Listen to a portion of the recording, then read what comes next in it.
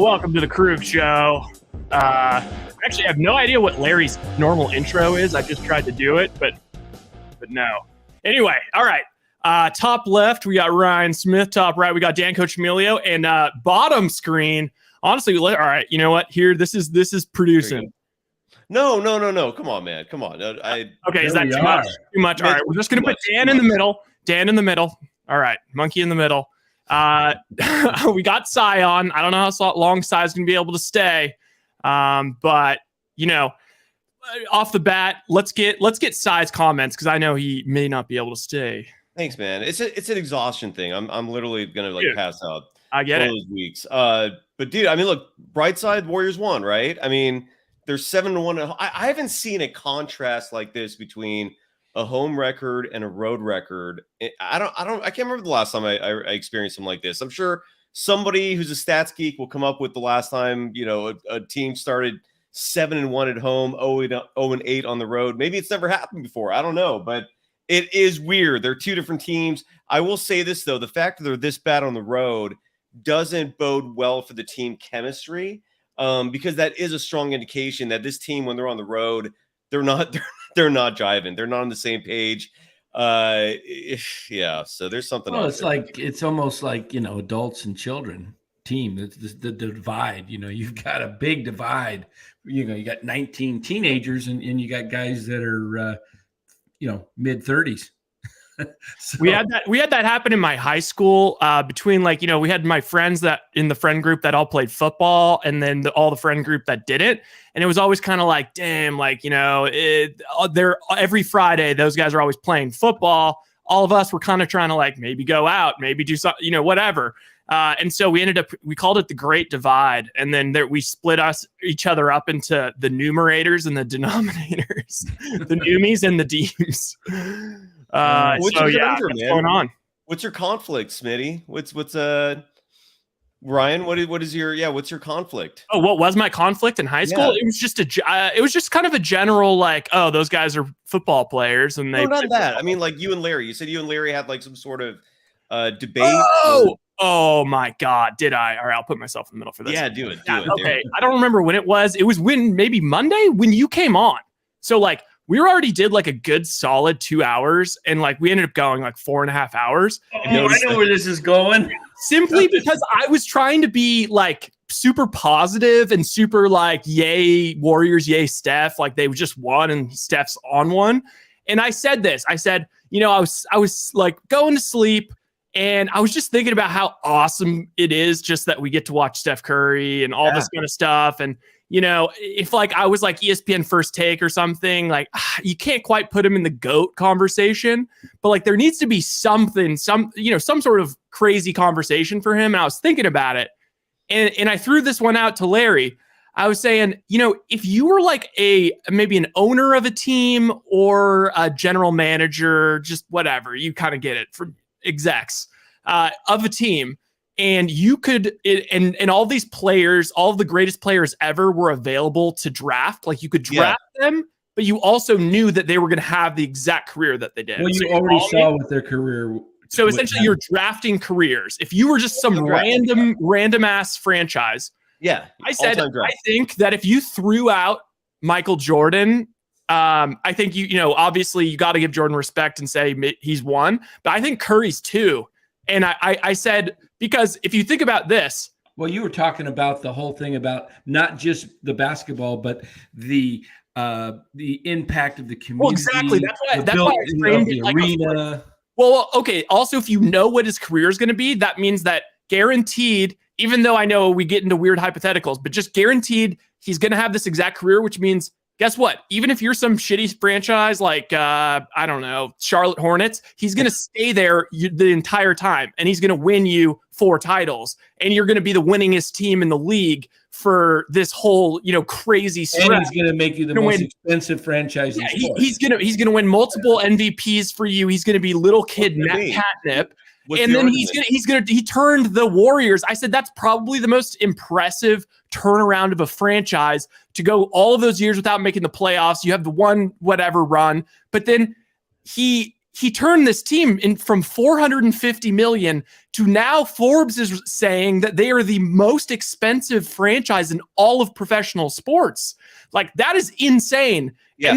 And then Larry was trying to say that wasn't Curry. Like it's not like Curry built all this. Like, well, and essentially it turned into him saying, and he was kind of, I couldn't tell if he was like purposefully not hearing my point, but he kept saying like, oh, come on. I mean, what, Larry Bird. Look at Larry Bird's record the year before he was drafted, and then look at it after. You're telling me that this is a better turnaround than that?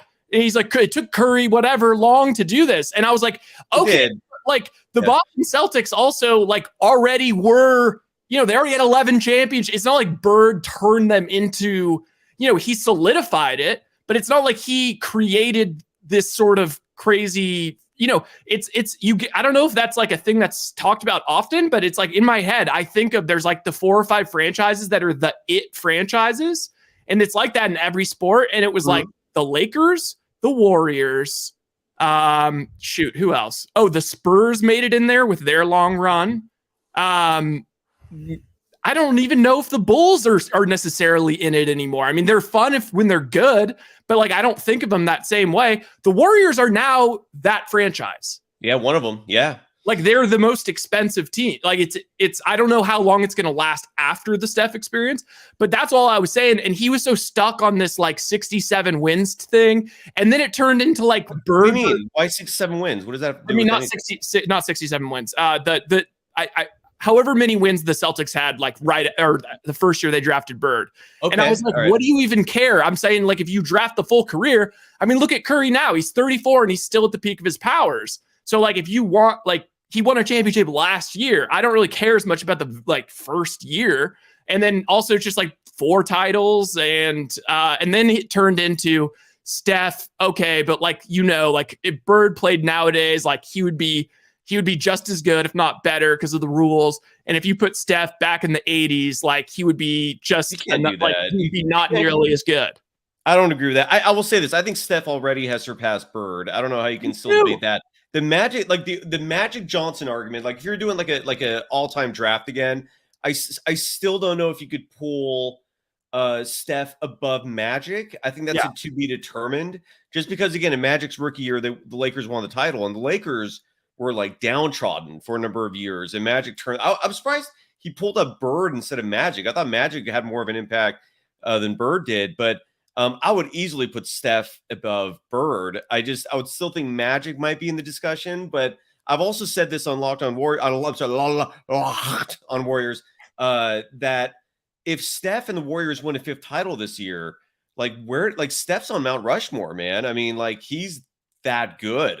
Like you have to put him on Mount Rushmore. I'm right there with you. And I felt like Larry got super stuck on this idea that Curry couldn't play if it was in the 80s because of hand checking. He'd be completely neutralized, and that there was tons of great shooters back then. And like, and then I was showing him highlights, and I was like, dude, do you see the entire defense is packed in the paint? Like this is a completely different game. Like Curry, get Larry to come in here and he's going to start defending himself here. He might just where is Larry? Where is Larry, by the way? I think he's okay. There's one of two things, but also kind of both of them. So he's on vacation. He's in rehab. He's in a rehab center. No. And he's in a semi-vacation for his wife's birthday. Okay. Although I'm not entirely sure, because I do think that his kids got one of his kids got the flu. Not COVID, but the flu. So I'm not sure. But then he had, I don't think he'd mind me putting this out there, but he wouldn't. Go ahead. I mean, he got his laptop stolen. Oh shit. Yeah. So where? How? Okay, I'm not going to go into the details, but he got his laptop stolen. Save it for him. Got stolen. So he's not coming tonight? No. Oh, okay. I just remembered I got to walk my dog. I'll be right back. I'll be back really soon. What is it, 10? Okay, give me like 5 minutes. Okay, I'll be right back. Just got to walk the pup. All right, I'll see you guys soon. Have a great show, man. Well, I mean, don't say that, Si. I mean, you're coming right back, right? Like, what? I think he dished us. I think he dished us because Larry's not. Larry was coming. Oh, how much you think he's coming back? 5, 10, If every time Si's left before, he's like stayed in the green room and I don't think he's out there. I don't think he's coming back. Man. The way you said "have a great show," that was the giveaway. He didn't say, "Oh, have a fun show while I'm gone." He said, "Yeah, have a fun show." Yeah, and there was kind of a little bit of like malaise in his eyes that just looked like the second he heard that, he checked out and he decided, I'm exhausted. I'm not. I'm gonna into a debate. We should bet. What do you think? Coming back or not? I'm gonna bet that he doesn't come back. I say I'll give you. What do you want? Plus, I'll give you plus 150. It'd be funny is if I took that plus 150 and then just started ripping him, just absolutely ripping him just so brutally and just calling him out on like Twitter and stuff like, oh, you won't come back and hit our and just force him to come back. That's what it is. That's it right there. I think I stole Larry's laptop. Yes, and then I think he's out. Eli says he needs a quick smoke break. I know, but the thing is, he normally leaves us and he chills in the green room, and he gets really green in the green room, and we can see him smelling up the green room. So maybe he took Larry's laptop. You think? I don't. No. I mean, or maybe they're in a scheme for Larry to get insurance money. I'm not sure. Maybe he told Si, "Hey, steal my laptop. I'm going to get some insurance money, and then we're going to upgrade this thing." Oh, man. Well, let's talk a little bit about the game tonight. I saw a different Klay Thompson tonight. He actually led the Warriors in three-point field goal percentage tonight at 4 for 10, ended up with 40% made after averaging 33. So can't expect him to go from 33 to 60 in one night, but improvement back up to 40. If Klay shoots 40, 42, what's his career, about 42? I think it's 43. 43. I mean, whatever. Splitting hairs. Yeah, but I mean, if he gets up consistently over 40 again, and the thing is, what the Warriors did tonight, Ryan, I'm sure you noticed it as much as I did, the ball movement and the cutting and guys, not just Steph and Klay running around, but all five guys were moving. And JaMychal Green was able to get in with some pretty nice play down in the post and was playing good defense and actually was able to get some hoops down low. So I think, this team decided, they got a lot of pride and they hear the noise. Oh, that hurts. That's a low blow, Ron Holder, because you know what? That's just like let's say it's not. I prefer when people say like, oh, we're like total idiots or like just something way over the top, because this is just like probably true. Oh, so I left because he doesn't want to talk to two guys who don't know what they're talking about. I mean, that's just probably true. So that's, dude, come on. Ron Holder. That's kind of a low blow. Oh, you want to get the other guy, not block that one? Oh yeah. We're bringing my friend on, Mr. Cassidy. He's our bullpen in case of emergency. Dang it. Now we're getting this sex slave. I got it. I hate that guy. All right. I got it. Okay. We're bringing my friend on, Mr. Cassidy. All right, here we go. Mr. Cassidy. Wow, that goatee's insane. I've never seen you with a goatee. Oh, no volume. Nope, no volume. All right, I'm sending you back to the green room. All right, this is going swimmingly. No, I'll bring him back on. Wait, Cassidy, do you have the Elgato Wave XLR? Okay, yeah, I saw the lips. Yes. Okay, I think you probably, if you tap on it, literally tap it. I think that like makes it unmuted. Can you hear me? Yes. Yes. Let's go. How are we? Wow, we're doing well. Wait, is that true? The Yankees offered Judge a new deal. I mean, I'm sure that was talked about the other day. Cashman is giving him. We don't know what the figures are, and we don't know what Judge is going to do with it. So, Do you remember me, Mr. Cassidy, from the championship round in the playoffs? He did call in. He called in one time because Called in he was at the game. I don't really. Everything is just. oh yeah, I think so. Yeah. I think I remember that. And then I made a very bad comment about your watch. I felt pretty bad there. All right, I'm not allowing any more slander going on. One night with no Larry and y'all lost guests. Okay, Cy came on. Cy actually was tired. We set that up in advance. We thought it would be funny if Cy, I told him, he was like, oh, I can only come on for like 5 minutes. But I was like, okay, but at least let's do it. Let's have a joke and let's be like, once we mention that Larry isn't here, then just like be like, make some stupid excuse and just dip. So he's crashing. So we're still cool with Cy. I don't think he completely botched it. Yeah. So what's up, Mr. Cassidy? What'd you think of tonight's game? So watched the whole thing. Biggest takeaway was we didn't rush the offense. Every game I've watched, Warriors have rushed the offense. That's why every team's been scoring over 100 points against us. Klay wasn't rushing shots. Poole and Klay. Yeah, and we were actually moving the ball. It seemed like the old Warriors instead of jacking up threes in transition, which helped a lot. That's why the Knicks are averaging 113 points a game. We held them under that. I mean, the fourth quarter wasn't great, but it felt like the old Warriors, like the first year that Kerr was coaching. Yep. Once ball movement. we got out of there, wait, Romo 2001. I was like, why does that something I remember? There was something about you making fun of Dan's Casio watch or something. Yeah, that's what I was getting at. Okay.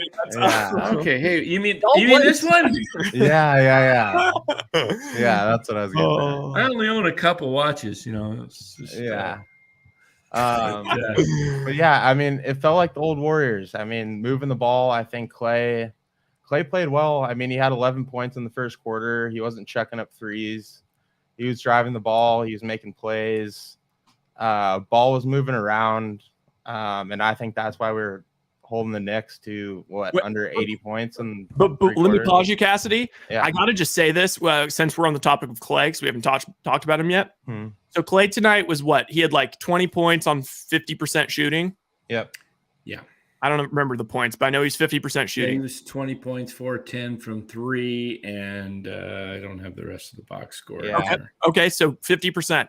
All right. How many times has Klay gone over 50% from the field this year? I would say this might be the first, if not maybe 2. I mean, it's been 16 games. Russell Westbrook is shooting better from 3 than Klay this season.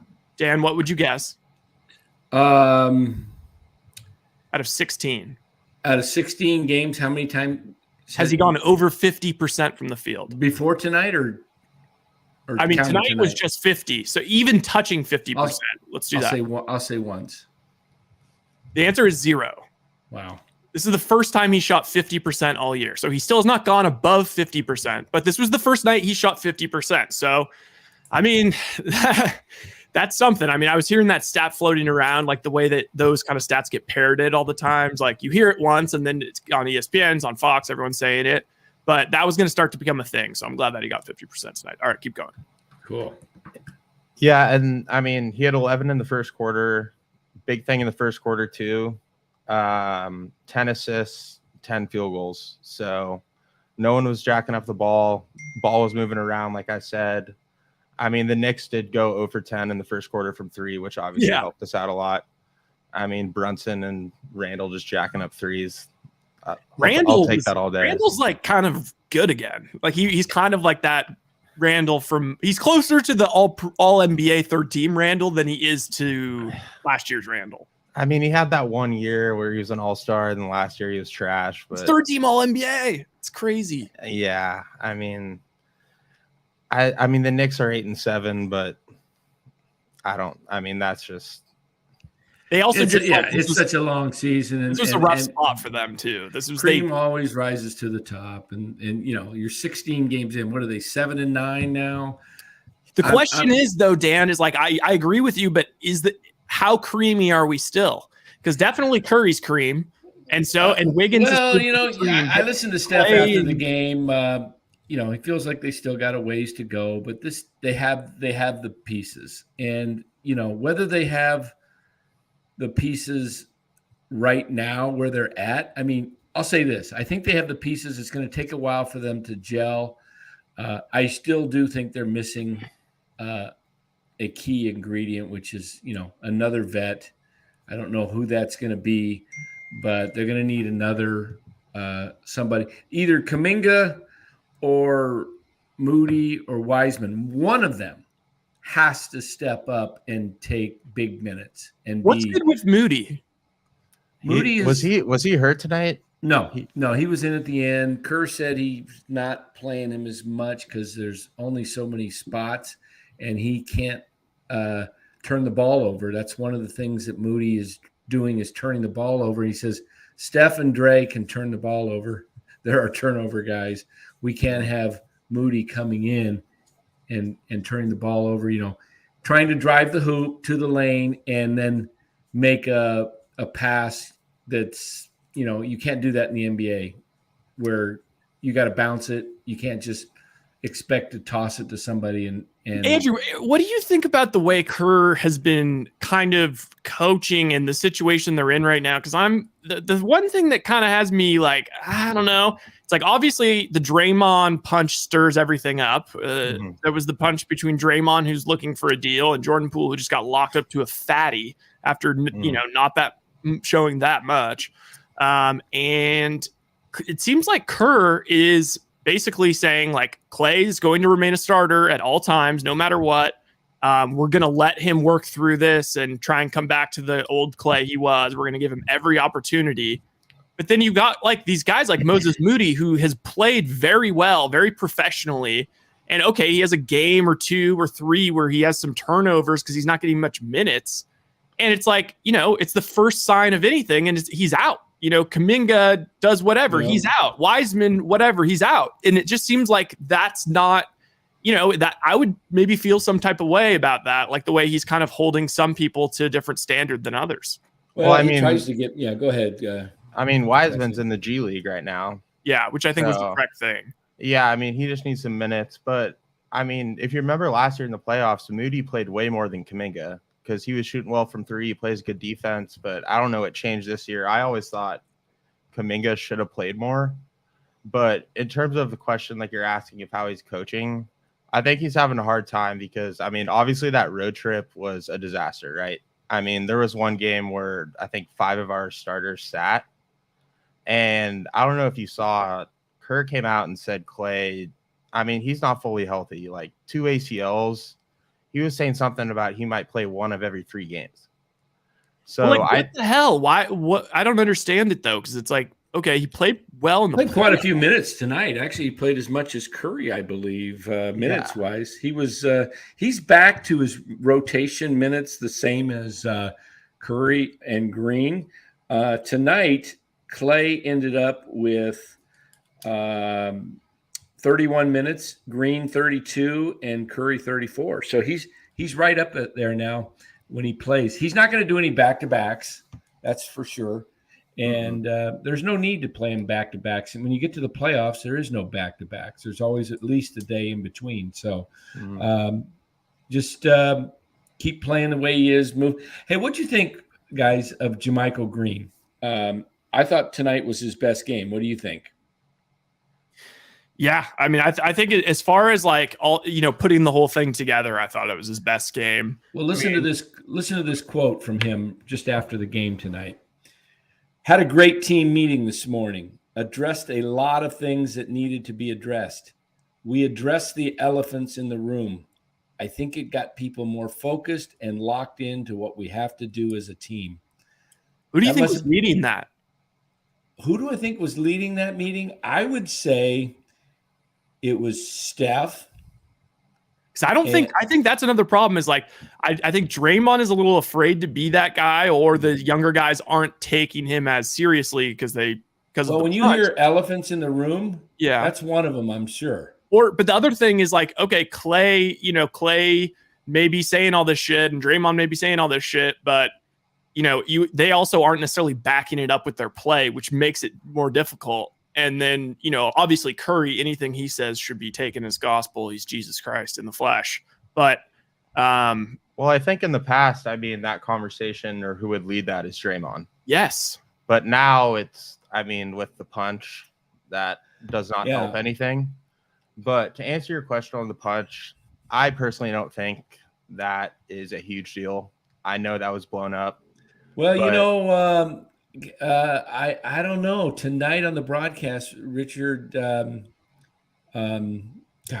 Jefferson. I'm saying Henderson, Jefferson and JJ Redick both said it was an issue, and as former players, how could it not be an issue? Imagine if Larry punched me in the face and nearly knocked me out.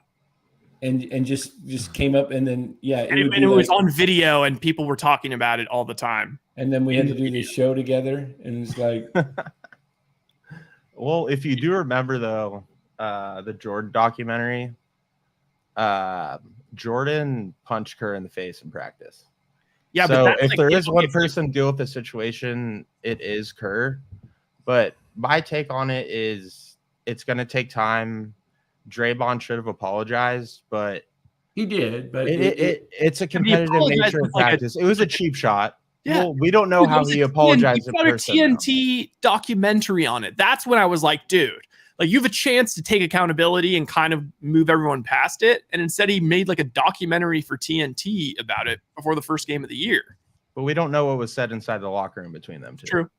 I will say this. It definitely has had an effect. It's been lingering over the team in the sense that, and I'm sure it needed to finally be addressed. And, you may have had Draymond come out and say stuff in this meeting like, look, I stinking, blew it and I haven't been able to, I'm not being myself and I'm going to start being myself, and this team sucks right now. And part of it is, I haven't done what I need to do, but some of you guys need to just wake up too and realize, nothing's handed to us and we're going to get our butts kicked if we don't play with intensity. I'm sure there was a lot of stuff that came out. When you hear that the elephants were addressed and we addressed the elephants in the room, addressed a lot of things that need to be addressed. So when you hear that, there's a lot of stuff that they've been carrying around. Like you said, road trip, when you're 0-8 or what are they, 0-8? Yeah. And you're going on the road together, you gotta deal with this. That's why I was thinking that, we started talking here in rumors about possibly, in fact, Rye, it wasn't so much a rumor, just a statement about the nuclear option if they don't turn this around by going after KD. I think it would be a no-brainer if they were able to make the deal. I think because it would have to be either Klay or Draymond to make it work with that 15% rule. There's no doubt in my mind it would be Draymond. There's no doubt. And I think on the topic of Draymond and KD, if you remember, Draymond went at KD, and KD's obviously very sensitive, and that broke that relationship. But we don't know how Poole took that whole situation. How sensitive is Poole? Did he take it well? Is he holding a grudge with Draymond? We don't know that. That's all internal locker room stuff. But I think that's Draymond's second mistake. He's getting old. We'll see. Who knows? He played well tonight. I think he's still a core of our team. He's the Dennis Rodman, of the Bulls, but I don't know. I don't know your thought on that, Ryan, if he's going overboard, if he's making too many mistakes, or if that's just who he is and he needs to stay on our team. I just think it's Draymond in the finals last year was a good microcosm of this. Remember when he was playing ass and he got in trouble, he kept getting in trouble. And then all of a sudden it was almost like he was neutered in a few of those games.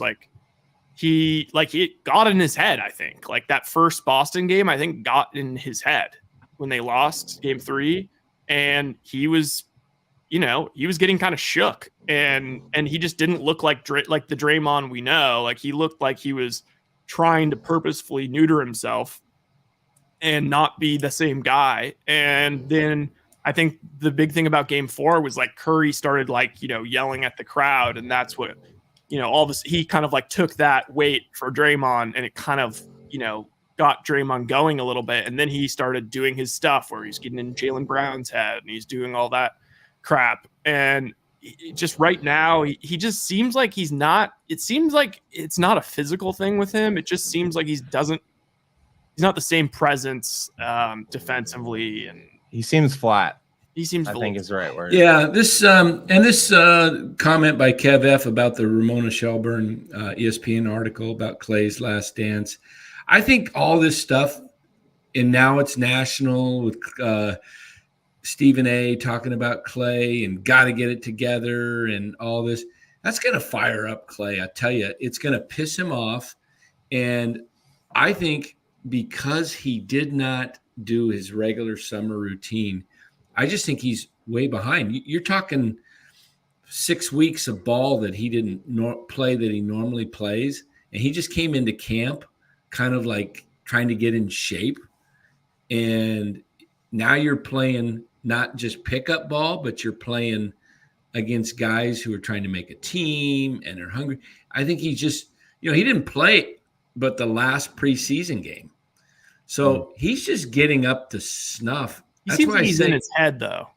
It may be a little bit in his head because, that's what the media does is they jump on guys. And Klay's a warrior. I mean, in true sense, a warrior. And he's a champion, and he is going to bounce back. You saw a little bit of that tonight with his shot, the dunk. The defense looked a little better. He was just like playing more focused. And I think I think Kerr probably said something to him. I think Kerr said it's time, you got to jump, you got to get out of this.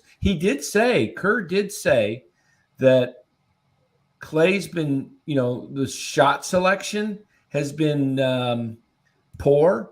And Kerr said Klay's got to realize that if he passes the ball more, the ball will come back around and he'll get a better shot. And that's what happened tonight. He said, this is what's going to be happening over the next couple of weeks is they're going to start playing this way.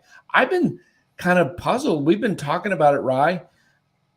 Like, and then Kerr said it the other night. It's like a Drew League. It's like they're just going down and shooting. There's no movement this year.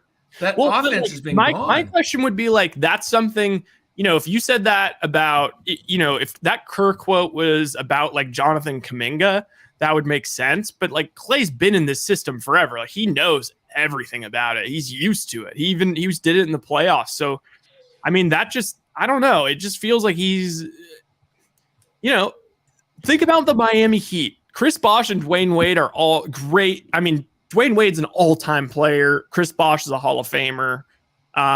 Those guys, they had their 4 years in Miami, and by the fourth year, LeBron left because he could see that they fell off a cliff. Usually, unless you're like the greatest player, one of the 3-4 greatest players in the game, you fall off. You see it with quarterbacks right now. Yep. Matt Stafford is like 34, and he's cooked. Matt Ryan's like 37. He's cooked. But Tom Brady and Aaron Rodgers, they can still do it. They're having a little bit of down years this year, but they can still do it. Even Russell Wilson. So it's no shame on Russell. Like Klay and Draymond. Yeah. It's no shame on Klay and Draymond that, I mean, more so Klay. It's like, dude, you got two horrible, insane injuries. Look at Derrick Rose. He was on the other side of the court today. The only reason why he's in the league now is because he had to have a few stints where he had to come to terms with the fact that he's not that guy anymore. And now he's an effective role player.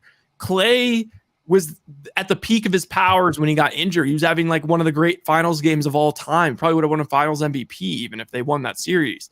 And he got injured. And I think he's just like, no, like, come on, like this, it can't go out like this. This isn't fair. But they can't deal with that sort of thing going on I have no doubt he's going to be great in the playoffs.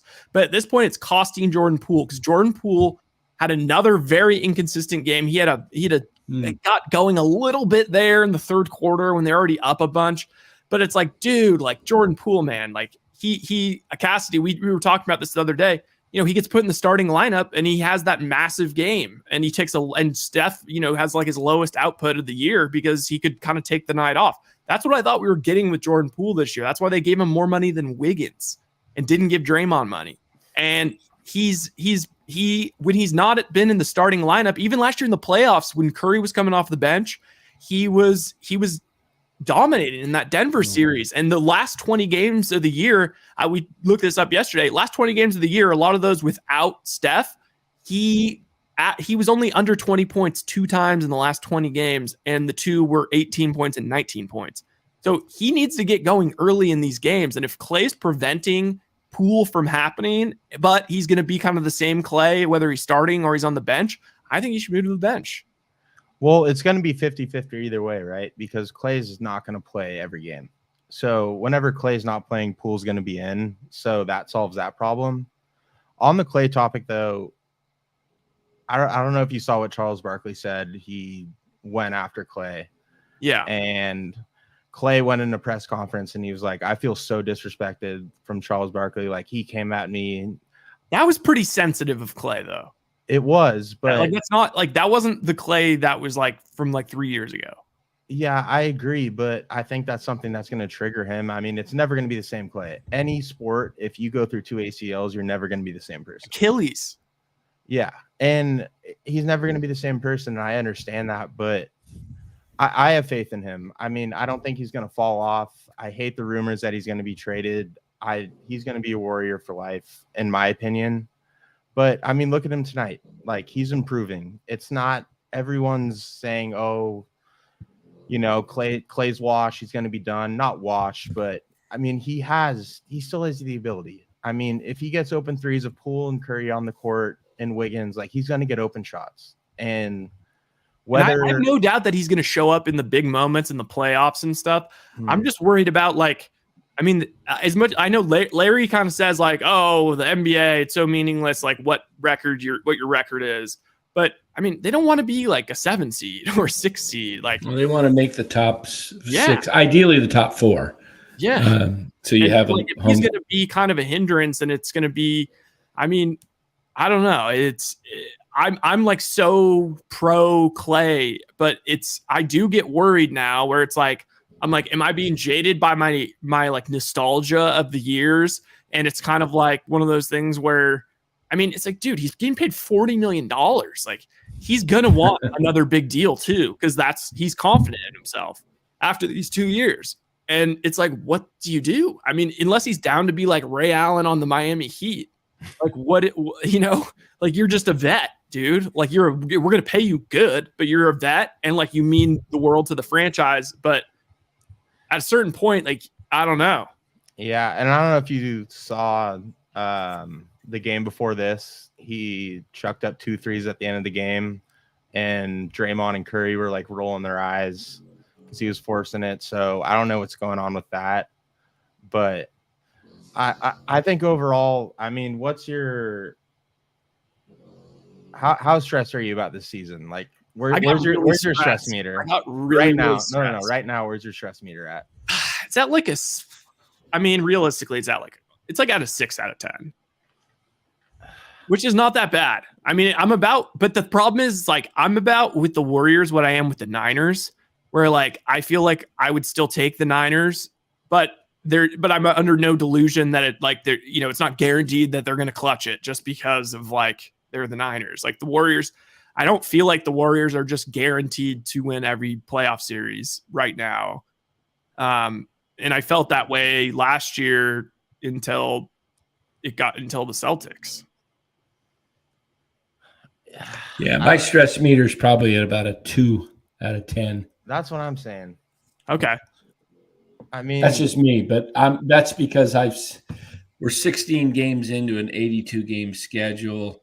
They should get business. They're taking care of business on at home. They're 7-1, and they're not going to go 0-41 if they win 20 on the road. Let's say 18 and what would that be? 18 and 24 or 23? 18 and 23 would be 41, right? Yeah. Am I doing my math right? 23 Yeah, 18 and 23. Yeah. So if you go 18 and 23, and if you go 31 at home, 31 and 10, you got 49 wins. You're in the playoffs. Yeah. I mean, I think that they're probably like, if I was to guess, like if I had to set their over under at this point, I think it'd be like 45 and a half. I mean, I think it'll be more closer to between 48 and 50. Me too. Just because they'll get going. What you saw tonight, see, this is a proud group, and now everybody's doubting them. Okay, I know that should be the best thing. Yeah, that's what you want. You want people to doubt you because that's what these guys need, motivation, right? They have no. They don't, Exactly. It's almost like it's almost like they're like that guy that like has to wait till like, the day of to write his essay because they need pressure.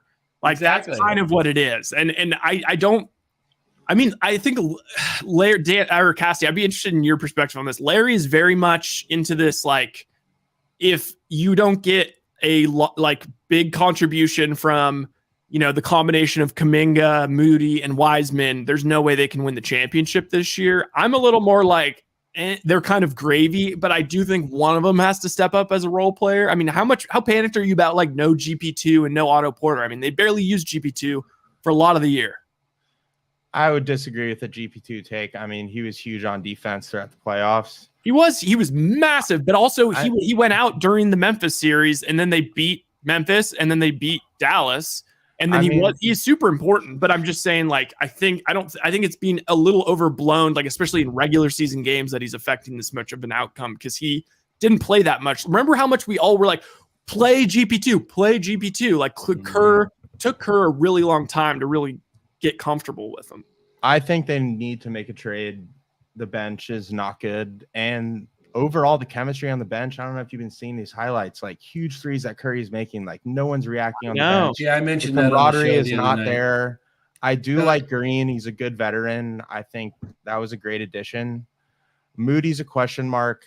I really hope Kuminga will turn around, but I do think a move needs to be made. I don't know what you guys think about DiVincenzo. I know he's been hurt. He's a freak athlete, but I don't know how much he adds to the team. Like, I like DiVincenzo. Give him time because if you played with him on 2K, he's like a B in everything, so he's not that exciting. But I felt like they found something with DiVincenzo and Poole out there like 2 games ago, where Tolbert was talking about how like it's kind of good. Like DiVincenzo can just be the distributor and like kind of focus on defense, and then Poole can do his thing. Yeah, I like DiVincenzo because he knows how to play the game. And he's got a good name. He's exactly. He's Italian. Yeah, he's well coached in college. Imagine if that was just your take for every. I really like that guy because he knows how to play. He knows how to play the game. I mean, some guys don't. Some guys don't. I know. That championship game when he was at Villanova was one of the best performances in college basketball I've ever seen. But such a thrill. No, I think he's good. The camaraderie doesn't seem like it's there. But if I trust Kerr, and what's on top of that, having Iggy on the bench, he's essentially just an assistant coach. He's just a coach, right? And Kerr, I trust Kerr. He's testing everything right now. There's a lot of injuries going on. He's testing different lineups. I trust him. Iggy's there. I'm not worried. I am worried about the overall camaraderie on the team. Like I said, I think there might have to be a move or a trade on the bench to put someone in or pick someone up, but we're good. You want to hear something? Here's a prediction. Let me hear it. I don't know how many more games they've got. By the way, Jaguar 56. It's amazing what happens when the Dubs play defense. There you go. Yes. Keep going now. Let me take do we have the Warriors schedule up anywhere? I haven't even looked at it for a while. I'll get my assistant on that. Thank you. Okay, here we go. Golden State Warriors. Their next 4 are not that bad. They got the Rockets, the Pelicans on the road, Rockets, Pelicans, and then back home to the Clippers. Okay, and then they go to the then they got the Jazz. By the way, everyone in the comments bringing up Giant stuff, like bringing up Jock Peterson, Cody Bellinger. We will get to that. Yeah, we'll get to the Giants here shortly. Yeah. Yes. Okay, so I'm looking at the schedule going forward. 1, 2, 3, 4, 5, 6, 7, 8, 9, 10, 11, 12, 13, 14, 15, 16, 17, 18, 19, 21 games, it looks like, before the end of the year. Wait. Till January. No, just total 21 more games before we hit the end of the actual year, calendar year. Yeah, okay. January. I'm going to say that Wiseman comes back somewhere, maybe just before Christmas or just after Christmas, and you're going to see a different James Wiseman. I think you're going to see a guy who you see a different James Wiseman because he's 1 month older. Yeah, no, I think you're going to see a different Wiseman in his play. I think you're going to see a more aggressive Wiseman who understands spacing a little better, what the Warriors are trying to do.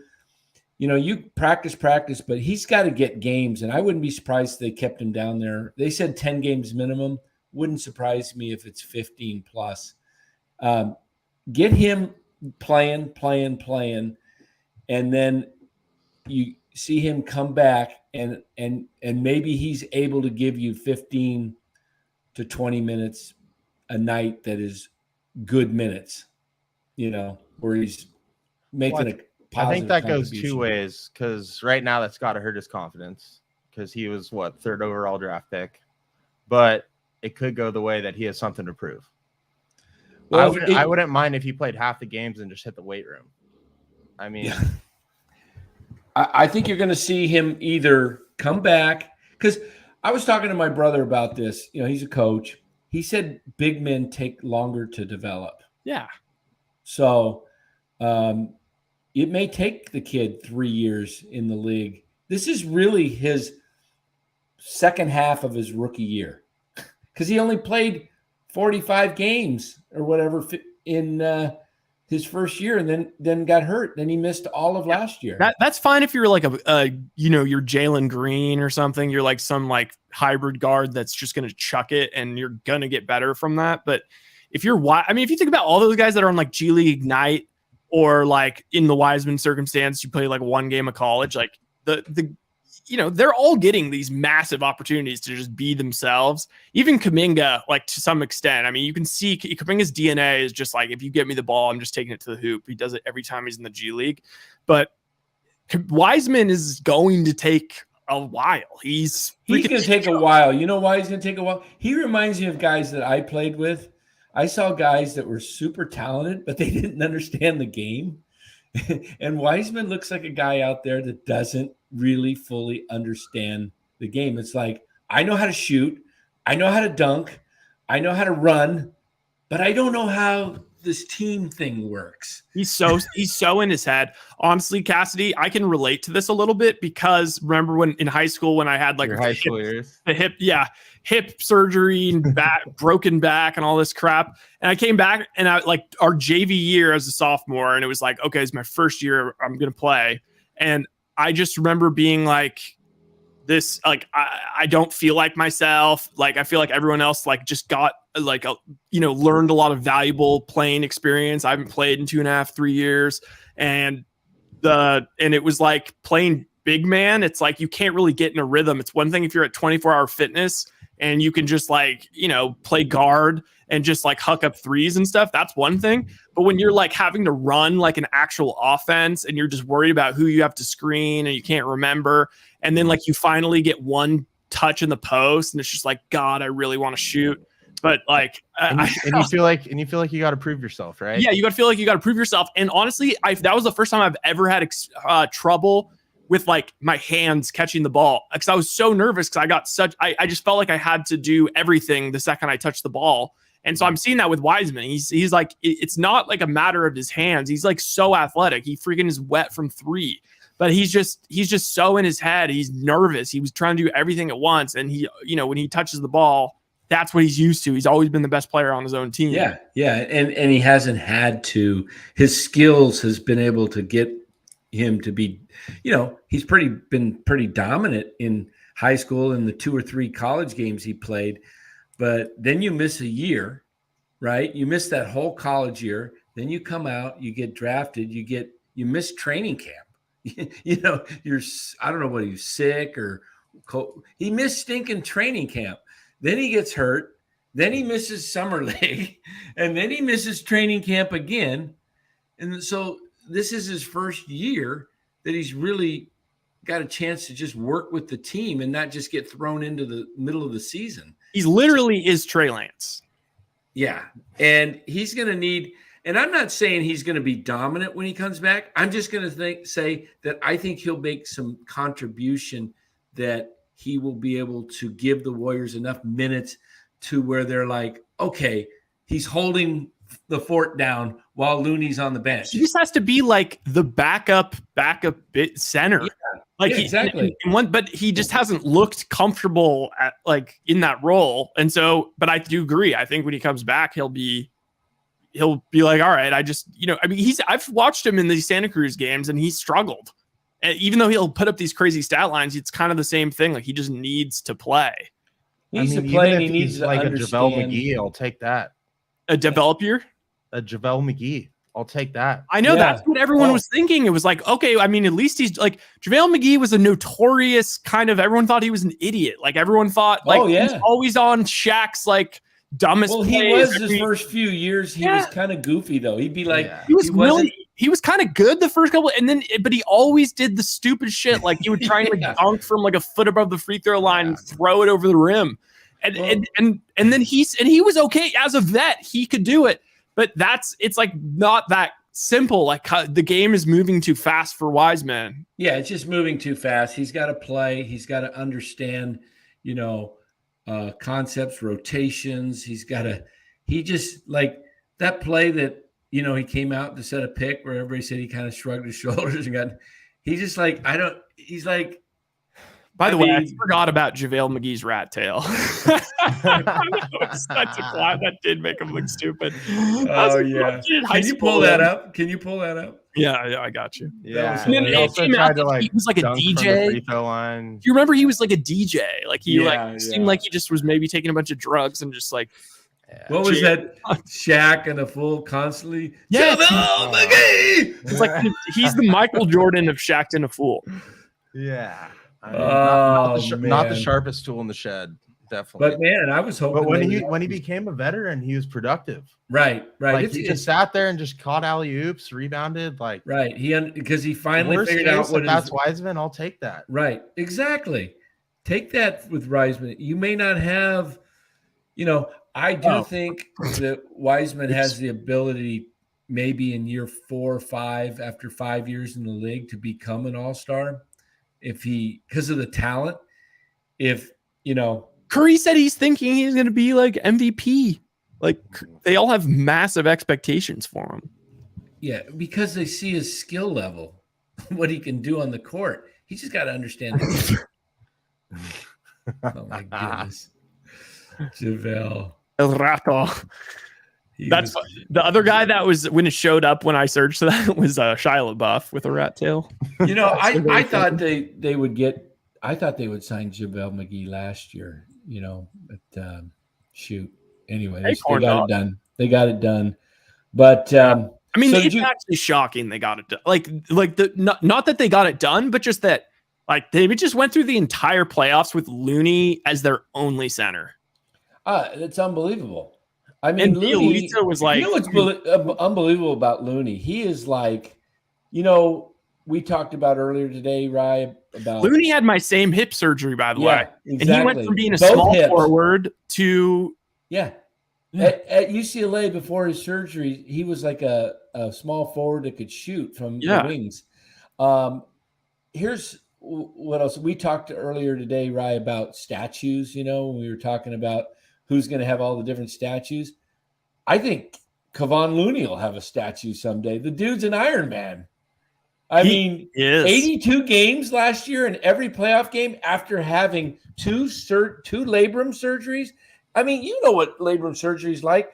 Can you imagine having both and playing every game? And I literally went through. I had both labrums surgery. both at once, and I had like they had to like shave off like part of my femur on both sides. Yeah, Ryan was on the IR for like 3 I was years. on IR at all times since like 8th grade. So and I actually understand it. It's like but then I got to a point where my hips and stuff like no longer hurt because it was dealt with. It was like an anatomical thing. I think that's what Looney had. And it's like now he has he's limited in what he can do, but he is comfortable in what he's doing. It actually reminds me of Frank Gore. Yeah, he blows me away because, Frank Gore had that gruesome knee injury in college at Miami, and then he comes when the 49ers drafted him. I'm like, 52. It's like I never would have realized the guy would be what is he like the 3rd leading rusher all time or something? I know, in the NFL? And that's the lowest Wonderlic score in NFL history. Yeah, he also had literally had mental he had a mental handicap. Yeah, wow. He was considered like because of his level or whatever. Like he just really struggled gathering knowledge in school, but he was like apparently a genius when it came to the playbook. He just was that kind of guy. He probably was like undiagnosed. What do you call that? Where you can't read. Dyslexia. Yeah, he probably had like undiagnosed dyslexia or something. But what I would do with Wiseman. There's these exercises. I've actually been going through them because I had multiple concussions, and sometimes when I'm reading, my eyes get like sore and tired, and then I can't read for a while. So I go to this eye therapy, and it's amazing. They have all these techniques that for your brain, and you're like touching things, and you're moving, and you're memorizing things, and your hand-eye coordination. You know what? That's one thing people don't know is that your eyes, your eyes are like a muscle. You actually have to use it, and you have to use do these exercises. If you end up, some people actually I had to go through them because I freaking got a bunch of concussions also. Yeah, I've had 4, and they mess you up, man. It messes up your whatever in your eyes. And I had to do all this stupid, it seemed like it was like physical therapy for my eye, but it was made a crazy difference. That's why I moved the chart. You might have in the past seen the eye charts on the, I moved them. Do you have do you have like an eye patch you have to put on? Yeah, exactly. Yeah, exactly. Yeah. And I do right eye, left eye, and I'm doing back and forth close, and they're called saccades and relatable. You understand it. So I really think it could benefit athletes that not that because they've had but it gives you great hand-eye coordination. I'm on these big screen TVs, and I'm like punching the buttons real fast, and it's competitive. Yeah. I want to get the best scores. And, I asked the people, and they said, "Oh yeah, we have athletes come in here all the time." Yeah. I've seen Curry do those drills where he's like dribbling and all of a sudden the light, wherever the light pops up, he has to hit it as quickly as possible. And it's it's just exactly. Yes, I was. How about that? I'm going to get some water here. Okay. How about that Curry move tonight? Around the back in the paint. Oh my God, that was so nasty. Sick. I just don't understand. He is like the coolest finisher also in the league right now. I mean, maybe you could say Kyrie on the right night, but I mean, it's just shooting 67% from 2 right now. And I don't understand it, dude. Think about when you were playing, we're playing in high school, and there's a 6'7" guy that's reasonably athletic on the other team, and how difficult it is to just get in the paint and score on a layup versus that. He's going up against multiple 7-footers that can jump, and it's just it's nothing for him. Well, here's the thing though. If you're a shooter, it's so much easier to drive. That's true. If you're knocking down threes, you're getting in the paint, it's much easier. So I disagree with that. They're going to come out on you. You get by one person, you either dish it. I mean, he can go around the basket, do anything he wants, but I mean, your tweet really worried me about his stats and where he's at in our record. Oh, well, dude, that stressed me out. I tweeted that thing out because I was there was a comment on YouTube that was man, these old heads be just out there stat padding. And it was okay, first of all, I'm triggered because of the stat padding. But mostly I'm triggered because Curry is considered an old head with like LeBron. And then I was thinking like we were freshmen in college the first time they won a championship, and sophomores when they won 73 games. And it just seems like our youth is just, it's like a symbol of our youth if once like these guys are done. I don't know, man. I mean, everyone said that last year and we won a championship. No, I know, but I was feeling, I mean, Curry is, I have no idea how long Curry can play at this level, but you could tell me anything. It's like Brady or Rodgers. You could tell me anything, but oh my God. Pirate Dan. Captain Jack Sparrow. Where's my room? Here's the thing. Oh, you muted yourself.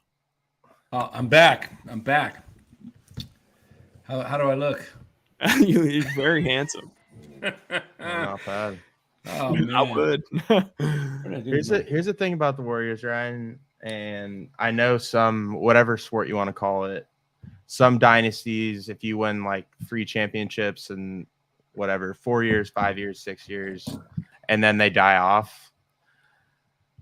A lot of those teams are based on talent when they win championships. Yes, you might have a good coach, but everyone looked at the Patriots. Yeah, they won 3 in a row, ended up winning 4 more. I don't think they even won 3 in a row. Or what? How many did they win? They won like 3 or 4. I'm just saying in the length of time. Right? Yes, yeah. I mean, they were in like 10 Super Bowls. But there's that compared to a team that has a lot of talent that will win 2 championships in 3 years. But the reason the Patriots succeeded for so long is because of the organization, the GM, the owner, and that is very similar, in my opinion, to the Warriors. When you have a foundation. Well, okay, let me stop you there because I totally agree. I think like if you could make a comparison to anybody, it's the Patriots, and I would say that Curry obviously is Brady. But what did they do?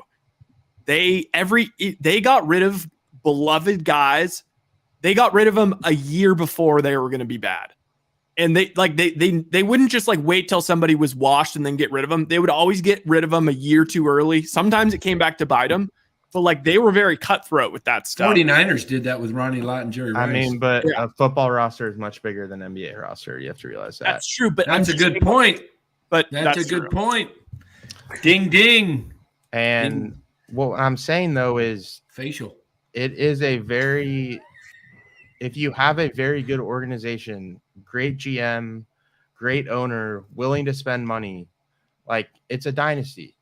And I compare it to the Patriots. Like they know how to run an operation.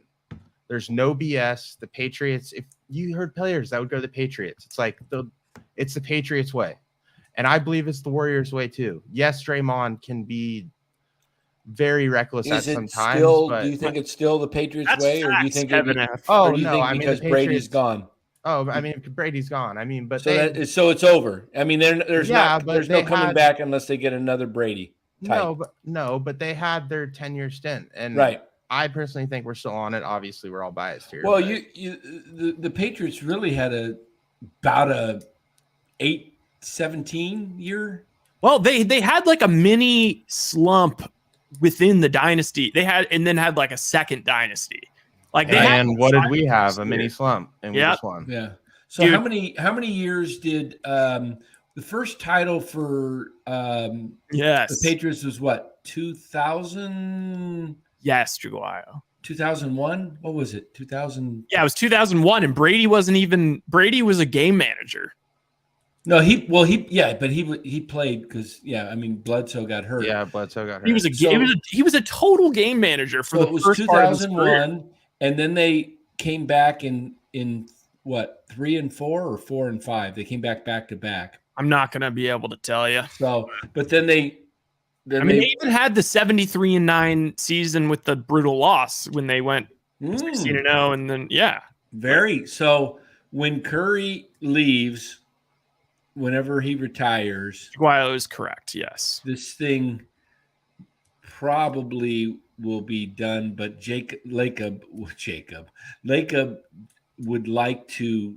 That's why he's trying to keep these young guys, because he believes that when Curry leaves, they'll be ready to start blossoming, and that they'll be ready to keep it Well, going? There's two things going on. And everyone says, oh, there's the two different timelines. There's the whatever. How are they going to do this with the two timelines?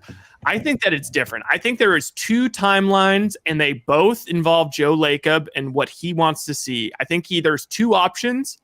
He would prefer one, but he would take the other ultimately. The first option is to become, like Joe Schmo says, the Spurs, where they have Duncan.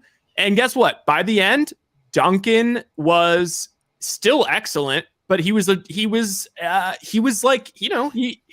kind of playing.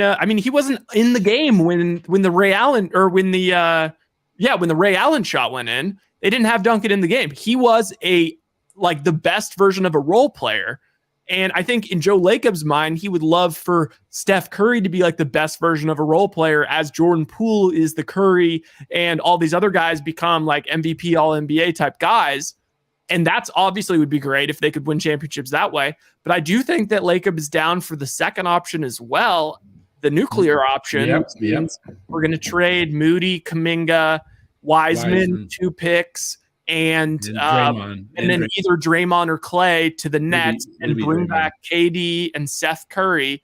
And KD has 4 more years left on his deal. Steph has 4 more years left on his deal. And they try and rack up as many championships as possible over the next 4 years. I just think it would be ironic to see Draymond traded for KD after he ran KD out.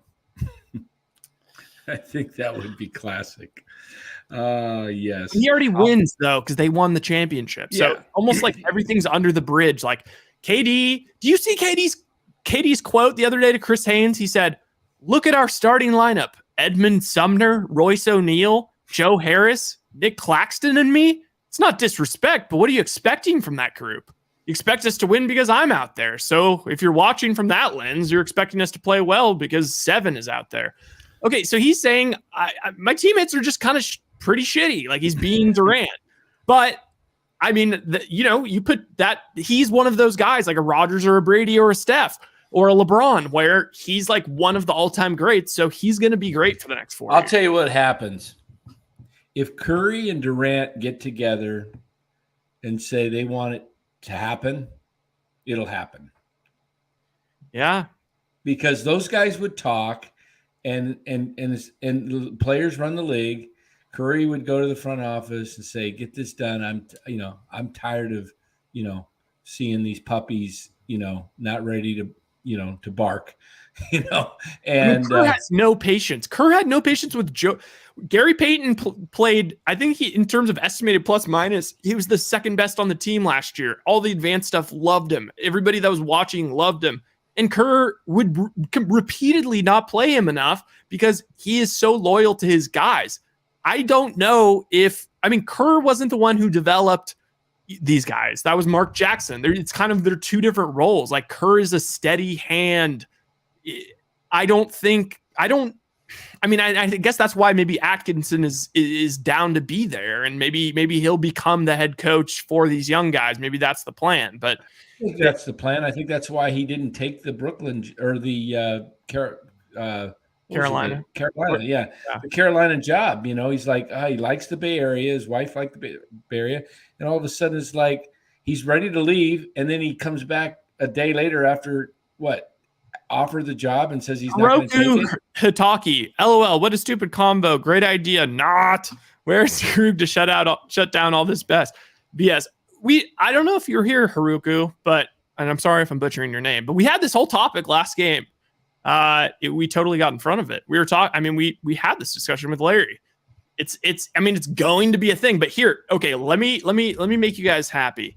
I heard the first murmurs of buyout market guys are starting to happen, and the 2 that are out there, one of which I love, is Harrison Barnes. Imagine if Harrison Barnes got bought out. Bring him back. He knows. Absolutely not. What? Absolutely not. On a minimum? 1 year minimum? No. I'm not crazy about Barnes. I think his game's deteriorated. Yeah, but he can play post defense and he can hit corner threes. And he knows the system and he knows how to play basketball. Well, I guess if you be a spot better him, Jermichael Green. I mean, he'd probably be a pretty good. When you sit Wiggins, you really kind of got a similar type of player, and with less skill, but he could fill in. Yeah, I could see that. I feel like that isn't that like what I mean. Otto Porter Jr., we think of him as this unbelievable player because he played great in his role. Harrison Barnes is no worse than Otto Porter Jr. Harrison Barnes will hit shots. Harrison Barnes I'll be right back. Harrison Barnes guarded Zach Randolph in the playoffs, and Harrison Barnes is not the same. Wait, what class was he in? Was he in the Draymond class? I don't know. But he's not like an old washed up guy. But the other one was Eric Gordon. I don't know. Right. I mean, Eric Gordon would be nice, but I hate to do this to you, but we're not getting Harrison Barnes. That is just not going to happen, and I don't like that at all. Number two, I agree with the comments here. There's been so much Kerr slander this year, last year, the year before. Like someone said in the chat, there's been 4 titles. Yeah. Okay. Also, Haruku, I don't know. I mean, you probably weren't here last year. I had an argument for like an hour and a half with Larry, a huge embrace debate where he was arguing that Don Nelson was a better coach than Steve Kerr.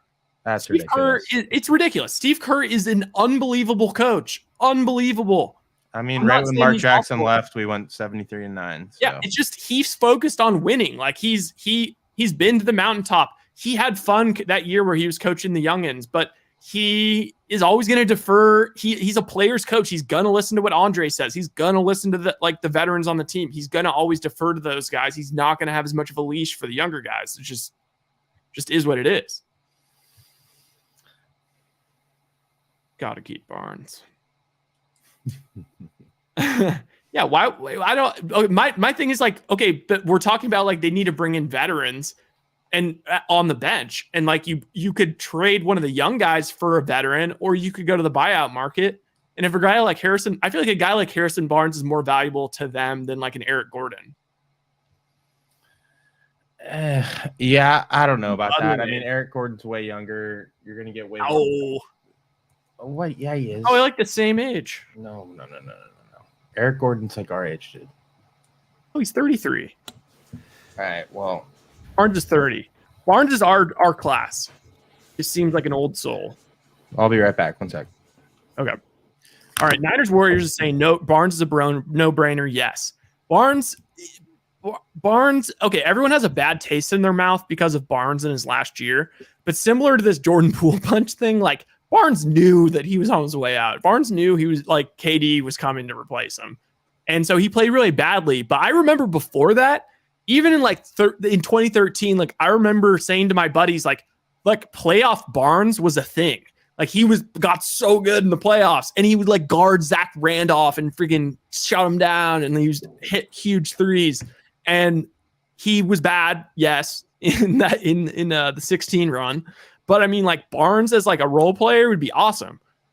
Those are like the kind of guys you're going to be looking at. And it's also, it's like, it's not just like, oh, a guy like Barnes, but it's a guy like Barnes. And then that means you get to keep your young guys because you can sign one of these dudes to the vet minimum because they're going to get bought out. Yeah. So I got your text. I didn't realize that did you guys go to high school together? Yeah. Yes. Oh, cool. Okay. Yeah. At first, I was like, when he first came on, it was like I thought nobody knew anybody. We were just watching each other's huddle highlights on basketball. Oh wow! Hey, let's talk a little bit about Sac with the Kings. Yeah. I mean, they are kind of becoming the darlings of the NBA right now. It looks like. I agree, and they've lost some really tough ones, and they're. I mean, they've got a legitimate coach. Darren Fox, I mean, it was kind of a stupid like joke, but honestly, it's kind of stupid fan brain, but in my stupid fan brain, I was like, Darren Fox was awesome at Kentucky. When Malik Monk was awesome at Kentucky, those guys beat the hell out of Lonzo Ball at UCLA in the tournament. I feel like getting Malik Monk's just kind of nice. Like maybe it reminds him a little bit of the old days. That was my favorite college basketball team I've ever watched in my life. That Kentucky team, dude? Yes. That was so sick. And Bam was on that team as well, I believe. Was he really? That is shocking. Yeah. And he only averaged like 8 points a game because Fox and Malik just jacked it up the whole time. But They lost in the Elite Eight and started like crying and shit, I think. But Yeah, but it was a close one. oh yeah, very close. By the way, dude, Casty, St. Mary's, that the Campo kid, like I'm a little bit like, damn, like I'm like, oh, come on. Like I'm a little jealous of how good of a career he had at Campo, because I thought that we were gonna like be the Campo team that like won state or something. Yeah, but we were just they were like, I mean, they were in the open division. He had a Gordon Hayward shot to send it into overtime in the open division championship. That's the highest level of play, and they had nothing but white boys, and nobody's playing college but him. Yeah, I mean, we were just idiots. So yeah, we were idiots. College basketball's back. I mean, it started at 9 a.m. this morning. Back, I was dude. watching it all day. Oh my god. Oh yeah, college basketball. Did you guys see the Michigan State? Gonzaga. No, Virginia. it was Michigan State. No, it wasn't Virginia. It Nova. was Right? they beat. It was Kentucky. Michigan State, yeah. Kentucky game the other night. Yeah, the tip-off games. Yeah, did you see the sick? It was in the first overtime, the end of the overtime, and to get it to overtime, the Michigan State scored on this out of bounds play underneath their own basket, and they wide open like layup or dunk or whatever it was, and then there's 7 seconds left in the first overtime, and Michigan State's down by 2, and the announcers are going, they're showing the replay of what got him into overtime, and they're going, oh, that out of bounds play, pretty difficult to get a shot like that on this one. And did you see the play, Ryan? No.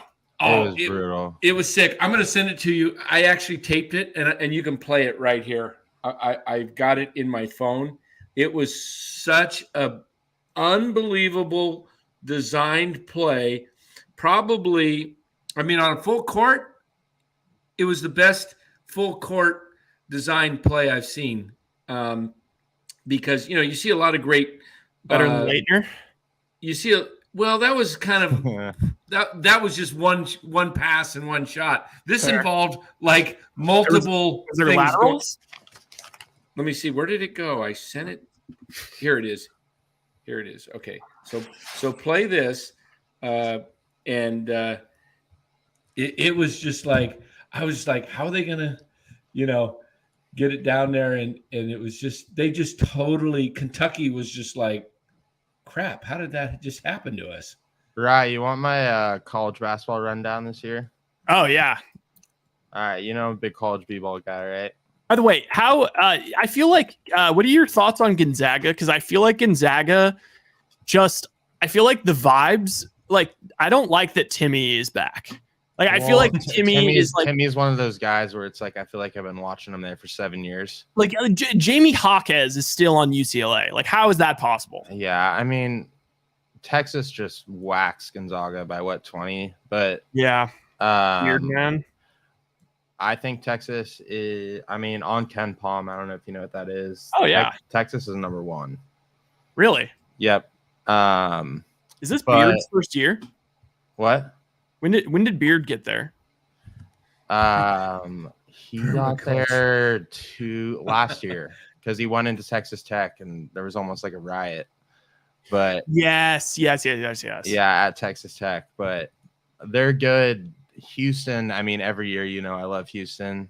Oh, I love huge fan. My Hooters are finally good. Biggest frauds that everyone thinks are going to be good this year is UNC. Really? But I know they brought back everyone. Everyone thinks. Oh, here it is. Okay, there you go. Here's this play. Now watch it. I'll tell you about it. Okay, watch the inbounds here. Watch these guys. Still on the baseline. Back to Wait, whoa. Did that guy just lay a chop block? Yeah, there's definitely some contact there. Yeah. Okay. That's a 15-yard penalty. Okay. Well, okay, to be fair, that was pretty atrocious defense there by Kentucky. Yeah, the guy. Okay, he gets it out there. The guy's on him, and then there's a guy guys in the middle, and he just lets him just drive in and dunk it. He slipped. Yeah. Well, Dan, there was the other play, that inbounds play under the hoop, the dunk to tie it. Yeah, I didn't get that one because I actually didn't turn the game on, until like I didn't realize it was in the first overtime, and I was like, oh shoot, this is a good game. I was looking to do something else, to watch something else, and then I got to watching that. I told my buddy to triple down on Kentucky money line, and that happened. Oh, so. Did you? Oh, by the way, this is just like some classic kind of old school debate. Nick J says, I wish the NBA has a 3-year rule like the NFL. College hoops would be better and you'd get more pro-ready players. I actually kind of agree that I would not mind a 3-year rule, but I wouldn't mind. But as long as it was like baseball, where it's like, okay, you have 2 options. You can either go up right out of high school or you have to play 3 years. The whole baseball thing, though, or you go to the G League. Well, what is it in football? Is it 3 or 2? 3. 2. No, I think it's 3. I think it's. Is it? I thought it was 2. It is 3 because it is Bryce 3. Young's third year. Yeah, well, I wish Bryce Young's third year. They should have a minimum of 2-year in college basketball. I believe. I don't like the one and done. Guys are coming out; they're not ready to play. Now that you got the NIL, shoot, what the G League gave him the ability to go play. That's why Kuminga went to the G League, because he could get paid. He was supposed to be a college or a high school senior, and he left to go to the G League. Yeah, if they had the NIL, yeah, which I'm cool with, but like I would like to have a little more consistency in college basketball. However, the recent years, being a St. Mary's fan, I have zero fandom for UCSB. I don't know why. I just don't care because I didn't go to any games and no one cared about it there. But I'm a St. Mary's projected to win the conference, though. By the way, I know they were good, but they always just like get transfers in. I don't know, but I like St. Mary's. These small teams have a chance because they have 4-year guys. Whereas, especially last year, when they had 5th-year guys, but versus it's a good clash in style between like the Kentuckys or the whatevers that aren't really coached and they're just a bunch of me guys, and it's a cool kind of thing. Yeah, like Michigan State is a classic example of like a big school where Izzo keeps all of his players like 3 or 4 years. Like that's a big school where he keeps his players versus Kentucky. Everyone goes out. Duke used to keep them. Duke doesn't anymore. But I do agree with that. But still can't believe Coach K is gone. Coach K is not gone. Coach K is he's sitting there watching every game. He's sitting there watching. He's in John Shire's ear. You know I'm a big fan. Permaculture now. I phone grab. Yep. I'm your technical director here for the Krueg Show. Permaculture now said, he said this before. I hope Dan records a piece. He's scaring this phone. Please tell me so. Joe Schmoke still can't believe Coach K is gone. He apparently refused to give up his office. Yeah, the new coach does not have the old coach's office. Coach K still has his office. He's such an egomaniac. It's hilarious. I mean, if I was a Duke fan, I would like it. But how old is Coach K? Oh, he's like 75 with 70. And he's dyeing his hair jet black still. Yeah, my question is that dyed hair that's jet black, or is that he's 75? Or is that a hairpiece? He's or is it a hairpiece? It's incredibly dyed, Dan. I mean, by the way, who dyes their hair that dark? Colin Cowherd when he went to Fox and thought he could get away with it. If you remember that. I'm not going to take any Duke slander. I grew up a Duke fan, so. See, I have very little hair, obviously, but it's just easier to keep it short because otherwise it's like. It's great when you go outside, you get the nice breeze on your head. Unbelievable. Yeah. But I got to show you guys. I can't believe you don't remember Colin Cowherd. The thing about Coach K, though, before you show this, Rye. Oh, yeah. I remember. Look at that. Oh, my goodness. Look at this. He thought he could pull this off because he left ESPN for Fox, and he thought he could just show back up with completely dyed hair. Why did he have at ESPN? He had gray hair? He had slightly grayish hair, and it wasn't even the same color. He's not that old, though, is he? No, this is like orange. So new hair makes a big splash. Yeah, he got made fun of it but so much that he like addressed it multiple times. But I don't understand the older people that think that it's a good idea to go full one color. Like, get a touch of gray at least. I mean, look at Clooney; he looks great. Yeah, mine is actually, if you look at it, grown in here to the side. It's what they call salt and pepper, right? Yeah, It's a little gray. you might have to refill your salt and pepper shakers. Though. I know, yeah, man. It's like that is, and that's smooth though, man. That's like. Does it feel good when you just can take a Bic to it? Just I have never shaved it. Like I use like a shaver that like a trimmer. But I've wanted it. They sell these things that you can actually just buy if you want to just be bald completely, where you just they have these shavers that skin you. It looks pretty good. I almost bought one. Well, okay. My question is like for the baldies out there, like, how do you do that thing where you have the shiniest head ever? Because I feel like a lot of like the head coaches that I think they go to Gabe Kapler and they get some coconut oil. I think that they might. Ryan, like Robert Saleh. That picture I had with Kapler the other day. You saw that, right? Oh yeah, Cassidy was with Kapler. No way. Yes. Yeah, I live in an apartment building. He lives in the apartment building across the street from me, and there's a market that I go to every day, and he does too. And I saw him in there, got a little selfie with him. He's a good guy. Yeah, I think Gabe's, I get on him a little bit with his. Was there a visible amount of coconut oil on his body at the time? He had Band-Aids on his hand because he got more tattoos on his fingers, but he was cool about it. My buddy, when I was playing high school at Clayton Valley, my senior year, my buddy was quarterback, and he actually got a quarterback. He played at Santa Clara with Brent Jones. Mm-hmm. And then he got a tryout for the 49ers. But he looked a little bit like Colin Kaepernick. I'm number 3 there. Oh, let me see. Well, that is with the 7. He's 7, yeah. Are you telling me that's not Colin Kaepernick? It's not going. Okay, why is it? There we Oh, go. you got to lock your screen. How does that do that? Why won't? Wait, if you pull down on your top of your screen, Dan, like this, Yeah. like that, Yeah. and there's a button that you can make it so that you lock the orientation. Oh, I think it's this one. I think I locked it. Yeah, there. Yes. Wow. Is he Italian? Yeah. I'm number 3. Oh, Danny. Look at my hair. Danny there. boy. Well, Yeah. what beautiful locks. So, wait, this video or this picture is back upside down accidentally, but There I am. Kapler. Hold on, I'll turn my laptop upside down. Wait, I might have Did you ask him what he was talking about in the coffee shop the other day, or where was he at?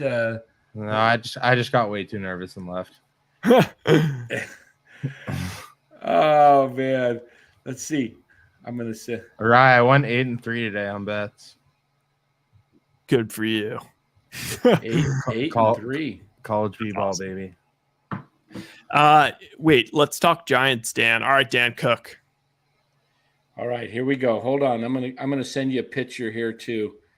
I gotta find it. That was in March.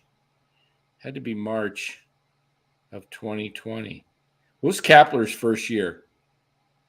2020, right? 2020, wasn't it? Yeah, it was the shortened season. Is that when COVID? Wow. COVID was so 3 years ago. Yeah, exactly. Let me see. I think I got it right. Where'd it go? 2020, yep. Casty, Aaron got COVID. Yeah, I was. He used to always make fun of me. He was like, dude, like, I don't know what it is. I just must have like the best immune system ever. And now I was talking to him yesterday. I was like, dude, everyone's COVID sympathy kind of ran out. Yeah. Like, dude, like this was so at least last year. Are you guys gonna do Giants talk, or I got a little college football stuff? But go ahead, I can drop if you guys are doing Giants stuff because I don't know shit about. Yeah, I just sent you a picture, well, right? I mean, it's just general. It's just general. Like, should they get Bellinger? Should they get? Judge. The thing is, they paid Jock Peterson a bunch of money. They're gonna get Judge. You think so? 100%. Do you know so? I do. What? Yeah. I think they're getting Judge too. That's just my. 100%. Wait, really? 100%. Oh, Wait, we got breaking news here. Can we? it's breaking news. I mean, we can place a wager on it if you want, but they're getting Judge. What? Judge wants out of the Yankees. He unfollowed the Yankees on Instagram, unfollowed every player. He followed the Giants, a lot of the Giants players. He followed some Dodgers players. The one thing about the Dodgers that scares me for you guys is That's what we heard. they is come that- up with all this goddamn money out of nowhere, like the Warriors. Dude, that's what But we heard is that he wants to come West Coast, but that the Dodgers are still in play. But I mean, and he grew up around here. And his wife did too. Yeah. High school. He's going coming. to eat this He's guacamole coming. from Chipotle. He's coming. Have you got any takes from any sources, or have you only kind of put some things together based on? Half and half. You got any? You have good sources? Yes. I mean, I will put Yeah. on my life that he will not be a Yankee next year. Really? It's I'm not Giants. guessing. It's Giants or Dodgers. It's Giants or Dodgers, and apparently there's one sleeper team. And I think it's like there's Yays? Jesus Christ, no. Giants or Dodgers, 100%. Romo's right. The Dodgers did free up. Because he got super pissed because they started booing him at the end of the season. And everybody says Yankees. I just don't see, with being booed, with living that far in New York, with his family, his wife's family's out here. They're going to start a family eventually. They just got married in December last year. Wow. What about So- this? Romo says sleeper is Texas, I bet. Bochy. Could be. That Oh. Hey, would be such a I sleeper. heard Pirates. I was like, oh, no, he ain't gonna. What struck me as his comment the other day, which was, I'll see if I can pull up the quote exactly, because to me it said, "I'm leaving the Yankees," because why would you? The Yankees have most of the pieces already in place, and his comment. Let me pull it up here while you guys are going on here. See. I don't know. I think Boone's just an asshole too. Like, Yeah, Boone is like I don't think maybe worse. I don't think he's someone you want to play for. And he's such a the weenie. Giants now, I mean, such an iconic ballpark. Is your source Gabe Kapler? I wish. I should have asked. You should have asked, man. Hey, okay, here's the What quote. do you think he was going to tell me the truth? No. What if he no. just did? Here's That'd the be quote. insane. That'd be the biggest insider info. Then we could throw a future in Vegas and just racking cash. Yeah. Here's a quote from Judge. I don't know how fast it's going to go or how slow it's going to go, but there are teams we've talked to, he said. For me, if we're going to build a winning team, there's your statement right there. Listen, okay. For me, if we're going to build a winning team, if I can get myself out of the way so they can move on and add some pieces, I think that's an advantage. The Yankees are already a winning team. What? For Wait, me, wait, if we're wait, going wait, to wait, wait. build a Dan, winning team, That's not okay. I think that's a fake quote. This is the real quote that I saw. Look that's at our a real start- quote. It's in No, quotes. no. This is the real quote. Look at our starting lineup: Edmund Sumner, Royce O'Neal, Joe Harris, Nick Claxton. It's not disrespect, but what are you expecting?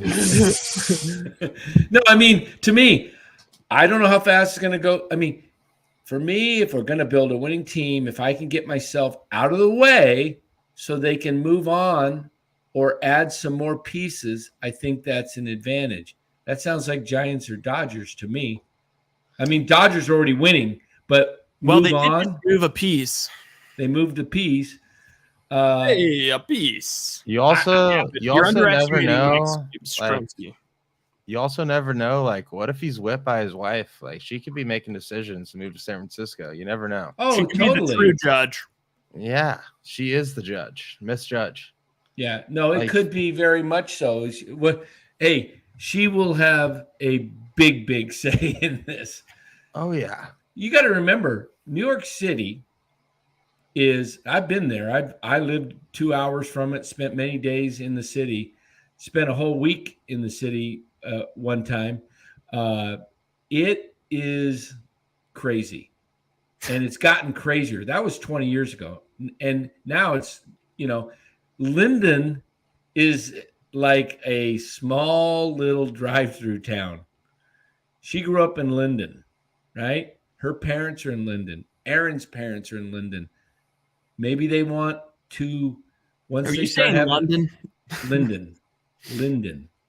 So they start having kids. Both sets of grandparents are going to be that far away while they're in New York. I don't see it.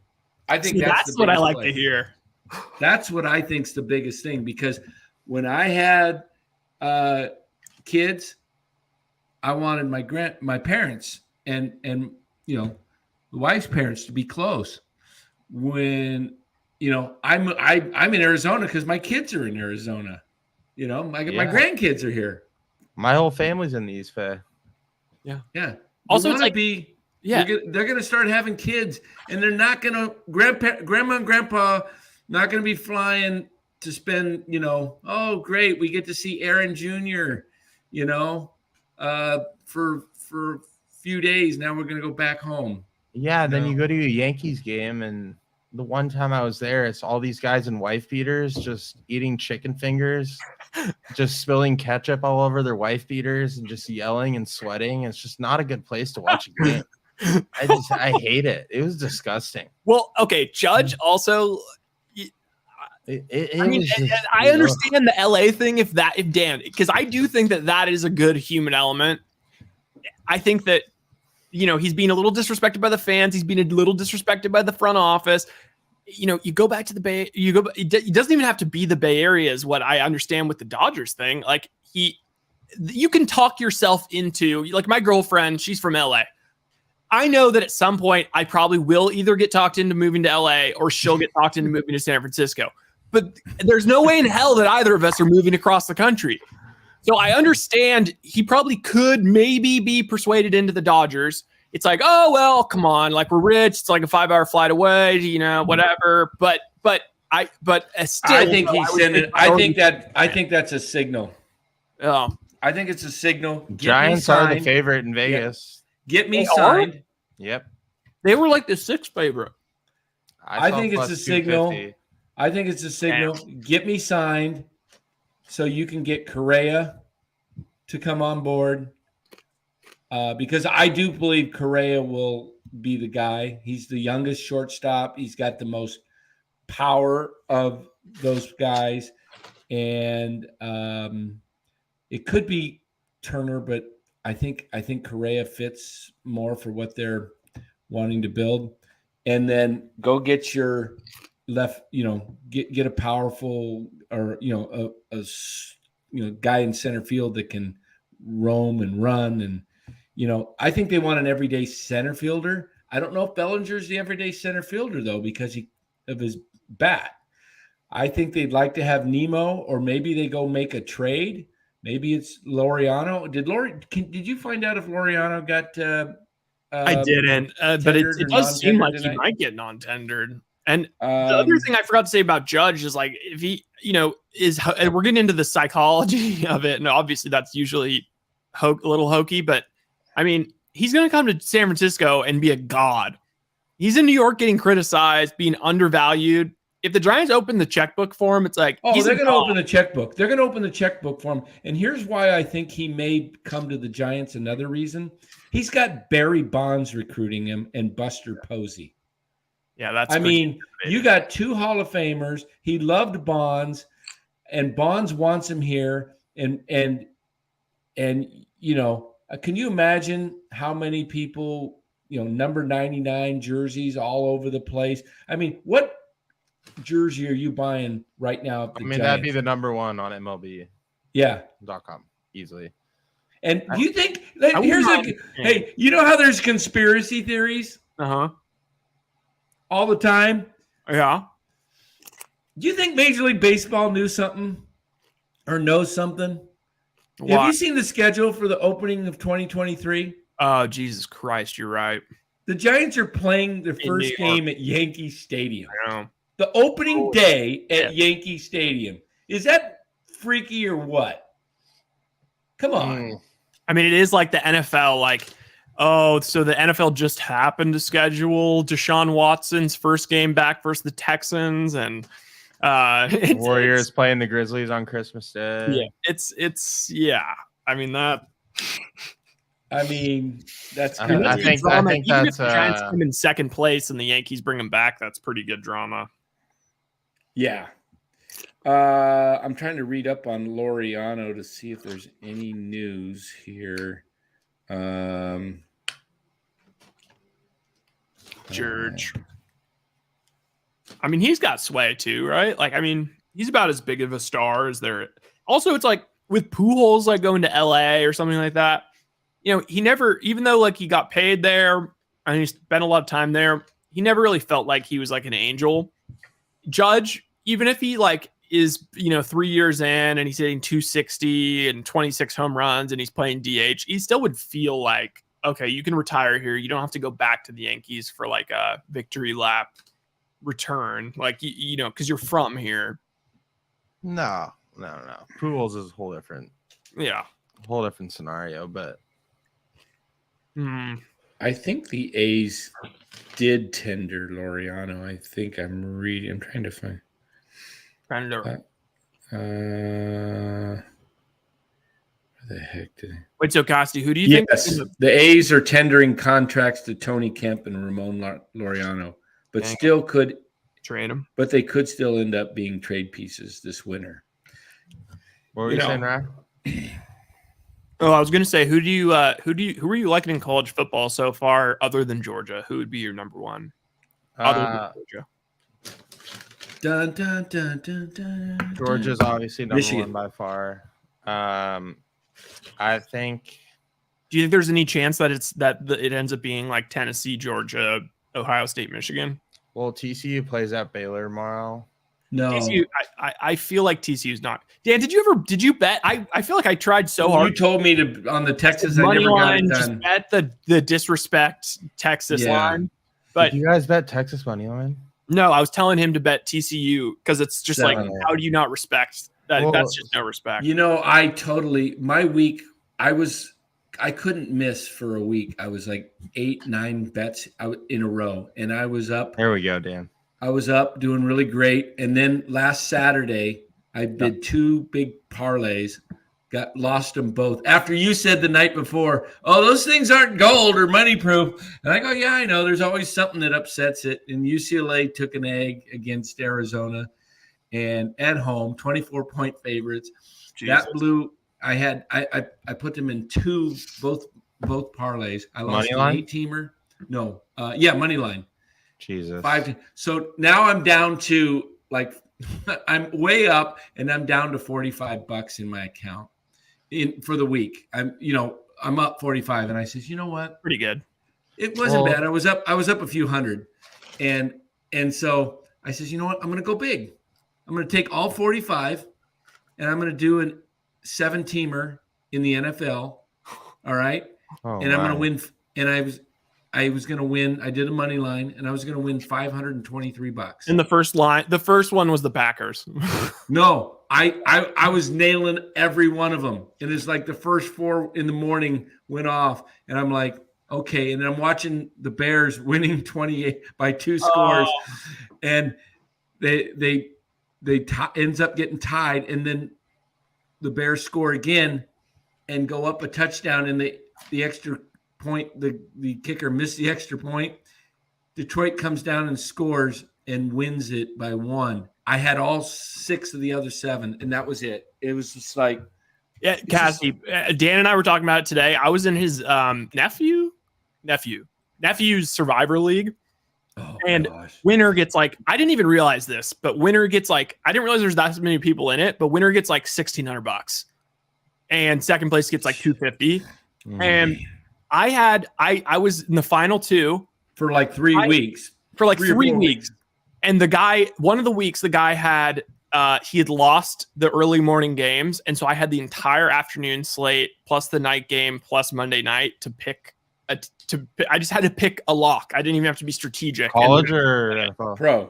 Pro NFL. So I went with that was the week, the Monday nighter, Eagles. New England home for the Bears. Oh, 15.5 point spread by the time it closes.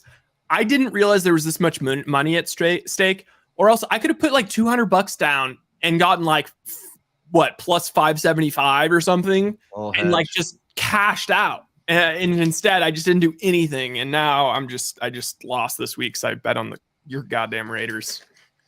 Who did I tell you to take? I don't that remember. afternoon. That afternoon, you told me to take the Raiders that afternoon. Was it that afternoon? Because they did win. I'm looking at it right here. The Raiders, they were playing the Texans. I said they were down. I go, they're gonna win, beat the Texans because they have to win. Otherwise, the whole season just, at that point it was week 7, and I told you to take the Raiders, and you go, and you ended up taking. I took the Bears. Yeah, I took the Patriots at home versus the Bears. Yeah, it wasn't even a game. 33-14. Had you taken or the Dolphins was the other one I was thinking about. It was Dolphins at home Sunday night versus the Steelers. Steelers 16-10. I was a little sweaty though. Man, and I oh gosh, you would have been $1,600 if you'd have listened to me. Oh, 81 without Posey. They would have made the playoffs if he played last. Hey, I actually believe that. Do you guys think the Jets or the Giants are like? The Giants are much more real than the Jets, in my opinion. Yeah. Because at least Daniel Jones, like he's like a total idiot, but not an idiot, but he's just like an idiot quarterback. You know what I mean? But he's like been in the league long enough. Zach Wilson can't do anything. Zach Wilson's not going to be able to win a playoff game. Their defense isn't that good. Do you think he's going to be the biggest bust of the draft? I don't know. Of that honestly, draft? that draft, yes. Crapshoot. When that draft came out, I remember talking to my brother, and I was like, I knew the Niners had the third pick, and I was looking at the thing, and I said, Wilson,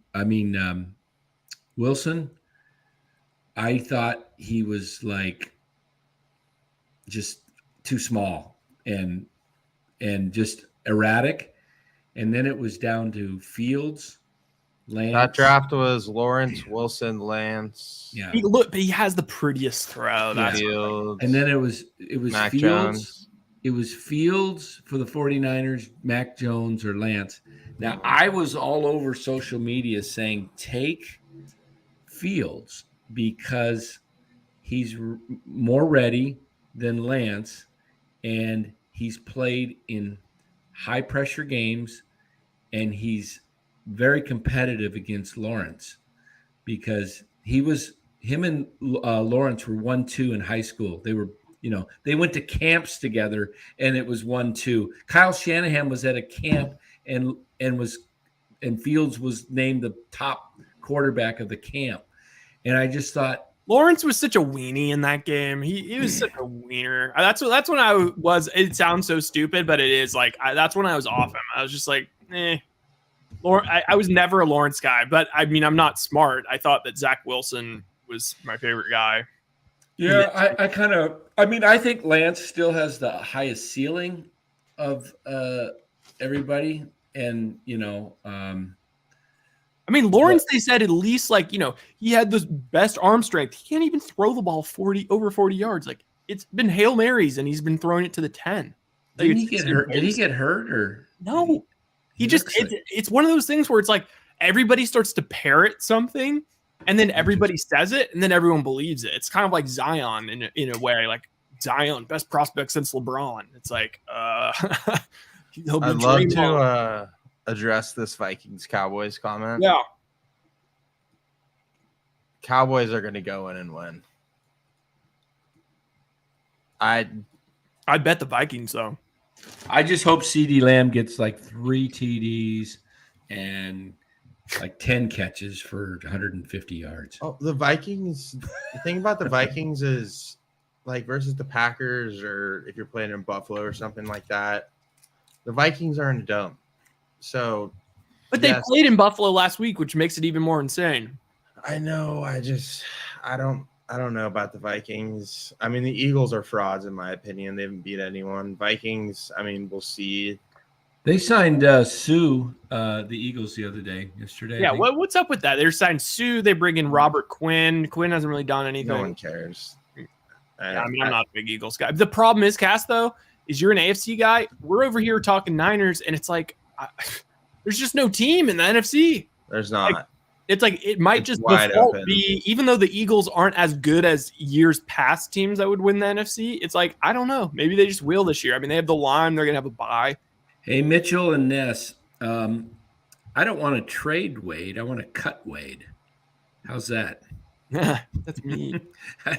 Wade doesn't have anything to bring. You might be able to get Papirski for Wade, okay? Wade has no value. Well, if you look at the NFC standings right now, it goes Eagles, Vikings, Giants, Cowboys, Seahawks, Niners, Bucks. Like, that is wide open. Yeah, I mean, well, if you want a sobering exercise, who's the best 5 quarterbacks in the NFC this year? It's like Jalen Hurts, Geno Smith, I guess Kirk. Kirk. And then, like, I mean, now we're getting into Jimmy G, Tom Brady having his worst year, Rodgers having his worst year, Dak being up and down, Kyler being a cancer, Stafford being injured and leading the league in picks. I'm a big Jimmy G guy. I know you're not. But Oh, I'm a huge Jimmy G guy. I've had enough of Jimmy G slander. Oh, Enough. he's. I mean, the amount of dude, I just like can't. I don't even know what to say about Jimmy G because I just like have gotten off it because normally it's like Larry's here, and we got in just such aggressive arguments about it, but like yeah, I mean, he's played clean football the past 2 weeks. I mean, this is the year for like a Jimmy G type quarterback. He's, it's I think a lot of yeah. I mean, it's just This is coming from a Raiders fan that has dealt with a terrible dynasty for 20 years, and I hear Niners fans bitch about Jimmy G when you guys make the NFC Championship. I know. That's why I don't. I don't understand this BS. Like, dude, I think what it is Jimmy G, I think this is going to be us in 20 years talking about the Warriors, like whoever the Warriors' best player is, and we're going to be comparing it to the like Warrior. It's like the people, everybody that is of an age to where they grew up watching the Montana Niners, they are kind of spoiled, and they kind of think like they should win like every. It's like, oh, Kyle Shanahan's not a good coach because he's won a Super Bowl. It's like, what the hell? He's a top 3 play caller in the league. It's immediately. I don't understand the contradiction because it's usually the people that don't like Jimmy usually also don't like Kyle. But it's like, how can you say that Jimmy's bad and then say that Kyle's bad when Kyle went to the NFC Championship and almost won a Super Bowl with a guy who you think is bad? Or you could say the other way around. If you think That Kyle's makes no bad, sense. doesn't make any sense. I just like, I know that I feel bad for the Raiders too. Sorry. Dude, R.I.P. it's bad. I don't know what to think of Derek Carr. Like, I'm just not a Carr guy, but He's done. he's cooked. We're What the hell is happening with like Waller? Like, I know Waller's on IR now. I think Waller's back on the pills. He might be, dude. I mean, and then He Renfro. literally, like, if there's ever an injury to fake, it's a hamstring. I know, and he And never. he's just sitting on the I know. sideline like this with his hood on, just sitting there like this. I'm like, It was like every week. remember, like, if you watch Hard Knocks on the Ravens, he was Yeah. on there, and that's when, like, he went to rehab and all this. Like, he doesn't care.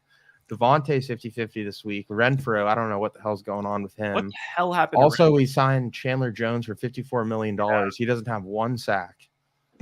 It's just think like about it's the a Chandler- nightmare. Yeah. And Nick J says Jimmy has his arm back.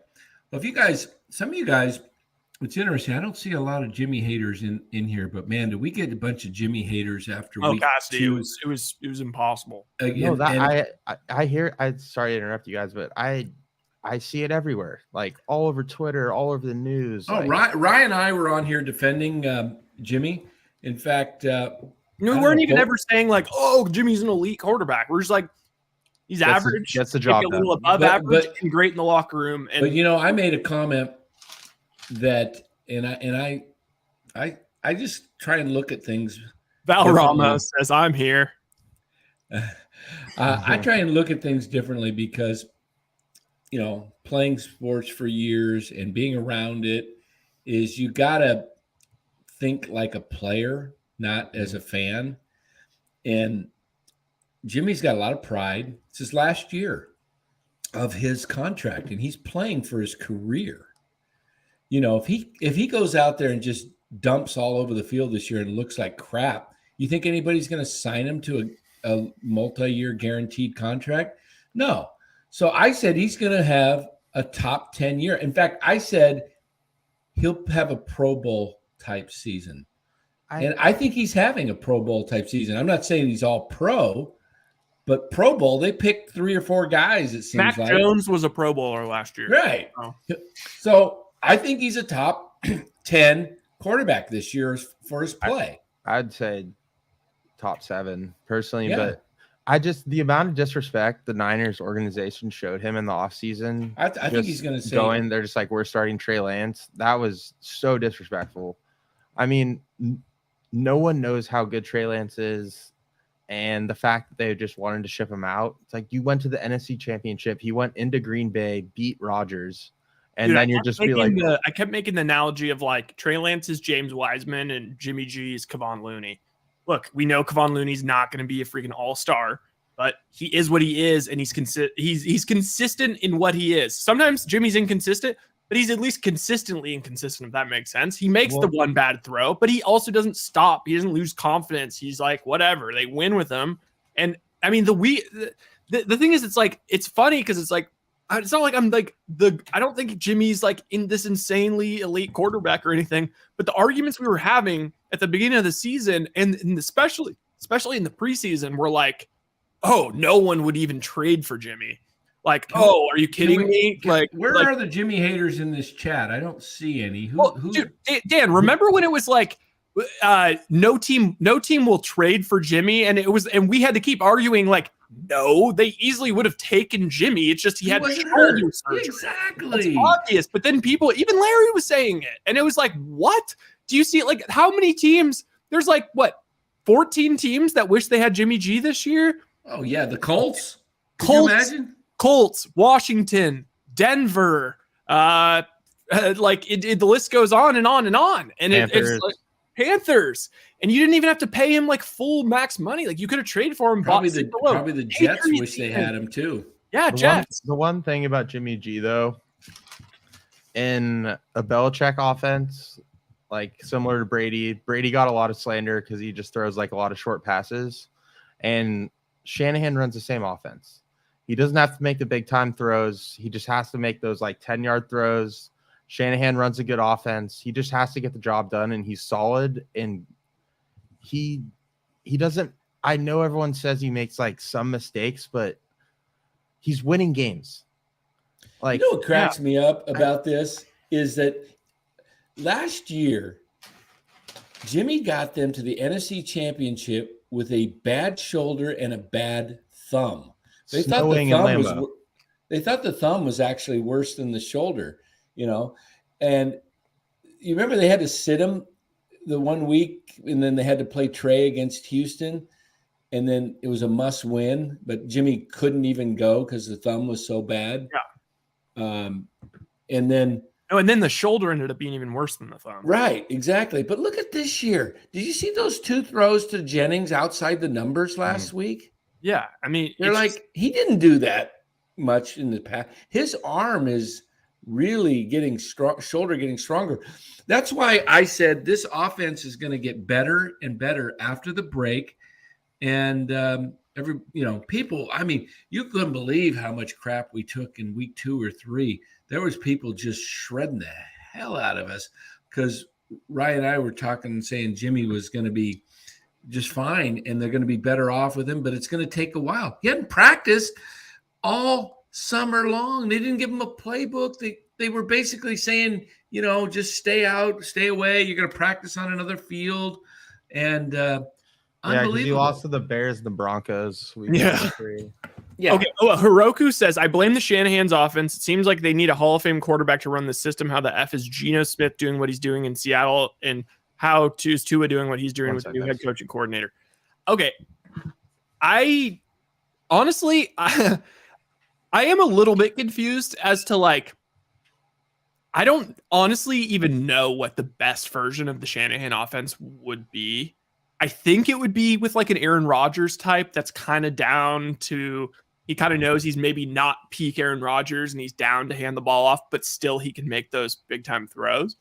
But I'm really not sure because it does feel like his dream scenario is to have Kirk Cousins. He wants the most robotic person possible playing quarterback. He wants someone that's just it's almost like the quarterback on his team is not even a quarterback. It's just another football player. He's just another position, like running back or wide receiver. He just wants them to execute and not make that many mistakes. So I really honestly don't even know. I kind of have a feeling like Tom Brady or Rodgers would be really good at it. Then he said, how the F is Geno Smith doing what he's doing? Funny thing is Shane Waldron's in Seattle now, and things didn't go that well with Russell Wilson. And now all of a sudden he's running the LA Rams, Jared Goff offense to a T, except for Geno Smith's better than Jared Goff. Yeah. And then you look at the Rams are basically running. I mean, McVay is so scared to call a run on the play sheet because they just get stuffed every time and it drives them crazy. And they're running the Detroit Lions Stafford offense. It's just, Matt, save us. We're not going to run the ball. You just go do your thing. Get sacked a zillion times. I'll tell you a quarterback that would, besides the obvious of Patrick Mahomes, the quarterback that would be so frightening in this offense to me is Lamar Jackson, because how would you defend that? See, that's my problem though, is I don't even know if Justin Fields. You froze for a second. Oh, it froze. Justin Fields, I agree. If you're doing the rankings, he is the number one draft pick. But Lamar, I don't know. I don't think Shanahan would let Justin Fields be Justin Fields. I think I don't need that version but of Lamar plays within the offense first. He's not. He doesn't run first. He does throw to the middle of the field too. Yeah, where Justin tends to look to run. He's almost like run and then pass. I just broke Vic's record for most rushing yards in a game in NFL history. You see that? Who did? Fields? Yeah. When was this? Last week? I think it was since 2 weeks ago. It was 2 weeks ago. Yeah, I didn't since Kaepernick on the Packers. I didn't start him 2 weeks ago. Yeah, I don't think though. I mean, obviously you want to have Lamar on Niners, but I don't think in a Shanahan offense you need that. Yeah, I just think I would like to see the floor, but I don't know how high the ceiling is with it. I don't know. To me, the best offense Shanahan's had that was efficient was the Falcons Super Bowl team when they had Julio Jones and Sanu, and then they had the two backs. They had Freeman and Coleman. IU alum. Yeah. And you had Matt Ryan that was, had his best career year. So he's also super overrated, by the way. He actually has the worst record as a against the spread. So basically he has done the worst against expectations for his career. I mean, he's toast, and a lot of guys. 40-yard run against the Raiders vaunted defense. Oh, I saw that. Did you see him running down there, man? He looks so sick and old, man. He was I was like, oh my goodness. That was pain. Imagine if Jimmy G, who is at this point a far better athlete and far better runner, had a 40-yard run during an NFL game. That reminded me of that Alex Smith run in the playoffs. And Smith was actually fast. And Alex Matt Smith Ryan had is some like the moves. best at getting sacked ever. And Yeah. he's so Oh. slow. Only the so Raiders slow. would let Matt Ryan look like he has speed and bring Jonathan Taylor back from the dead. I don't know. Oh, I hope Jonathan Taylor can follow that up. I hope he's Jonathan Taylor is a classic. Like, you had to take him number one in fantasy, but Dude, I just like, know. It's cursed, dude. It's like the new Madden curse is the consensus number one. Like it was McCaffrey, it was Saquon. Those guys all got injured. And then this year, everyone got scared away from Henry. And it was just See, my feeling, because I have JT in fantasy, and I was wanting to get rid of him. And then when Saturday got the head coaching job, I was like, I think they're going to bust out because Saturday is going to get in these offensive linemen. He's not going to do X's and O's. He's just, like pump these guys up. Come on, we can get this done. Blow open the holes. Get these holes. We can do it. That's what he's there for. And he gets these guys all fired up, and they open up the hole for Taylor, and boom. So because the Colts offensive line was it's a smart a fantasy. year ago was number one offensive line. Quentin Nelson's unbelievable. Yeah. And then all of a sudden Now he's over. Now he's washed. Everyone says. Yeah, all of a sudden he's washed. Yeah. Go ahead, Dan. Go. I'm done with my comments there. Yeah. One thing about the Jeff Saturday hire, is that I don't know if you was? I don't know if you guys know Joe Thomas. He's on NFL Network now. Dude, yeah, that was. Oh yeah, he's a former GM of the 49ers. No. Joe Thomas, the ex pro, that guy. pro every year tackle. Oh, that Joe. That Joe Thomas for the 49ers is probably gone. So I had this thought before I listened to him and what he said about the Jeff Saturday hire is the amount. It is so disrespectful to hire a coach that is on TV and put him as the head coach of a team, because you are fully disrespecting every coordinator on the team that have been working years to get a job as a head coach. Like, he made the comparison. He was like, when I was a player, my head coach saw his kids twice a week. Oh, I saw that. I saw that. He would drive him home from school on Friday, get them ice cream. After the game, drive Tony him home, Dungy and then go right back. And I agree. I mean, that is so disrespectful. Like, you have coordinators working their way up like for years and years, and all of a sudden they just hired Jim Irsay's dumbass, just like, oh, I'm gonna hire Jeff Saturday. It's like that. I thought that was a huge sign of disrespect. But I mean, they won, but they beat the goddamn Raiders, my team. So Cassidy, I was more on your side.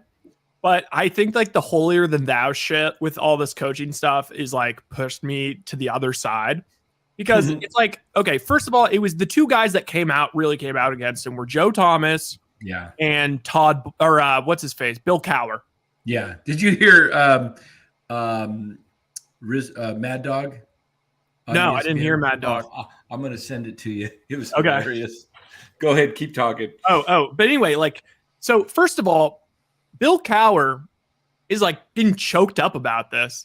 Like, he didn't get hired at 34 years old as a first-time head coach for his hometown Pittsburgh Steelers. Like, Jeff Saturday's older than that. Jeff Saturday, I'm sorry, like, he put in his time was in the league. And it's just like, I don't know. It felt a little bit like sour grapes by Cowher. Like, he probably got ripped at the time when he got hired, and so he feels he needs to kind of give him like the sort of same razzing he got. Joe Thomas said on the Pat McAfee show like a year and a half ago that he was throwing, but it was during the coaching search for Kevin Stefanski that he was throwing his hat in the ring to be the coach of the Browns. So I think he just has some sour grapes as well. And ultimately, it's like also these people that are talking about this, Bill Cowher, freaking Joe Thomas, what are you doing for a job right now? You talk you talk about sports for a living. Why? Because you were either an ex-athlete or an ex-coach. You didn't have to do all of the other people. Let's start with this. Oh wait, all of the other people that are in this industry. Dan's seeing it now. I've like been living it. You get paid nothing. You have to just work super hard and do a bunch of stupid ass shit and clean coffee mugs and all the stuff they're bitching about as like a coach. You got to work your way up. It's a huge grind. And still, a lot of times, you may work 25, 30 years in the business. You still don't get an opportunity. You're still a producer. You're still getting like pushed around. Those guys just got handed jobs because they were because they played. That's what Mad Dog was saying. Oh, really? Yeah. Yes. So it's like Clint Eastwood in Unforgiven. Like, deserve's got nothing to do with it.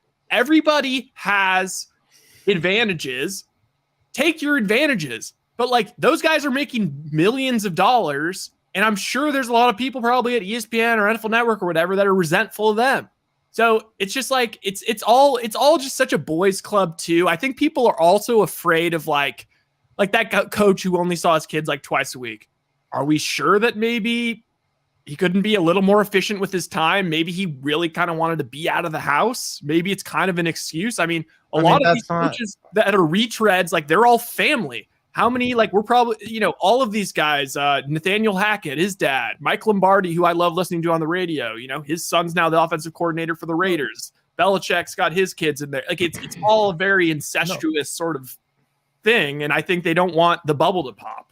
I agree with you. I mean, any industry, any job, it's all about connections, right? People will work their way up. But all the coordinators on the Colts, that was a huge sign of disrespect to all of them, in my opinion. Also, like Gus Bradley is the defensive guy, offensive coordinator, I forget, but like it's like these guys have been retread, like they've already gotten a couple jobs like in the NFL. Like, what do we need them for?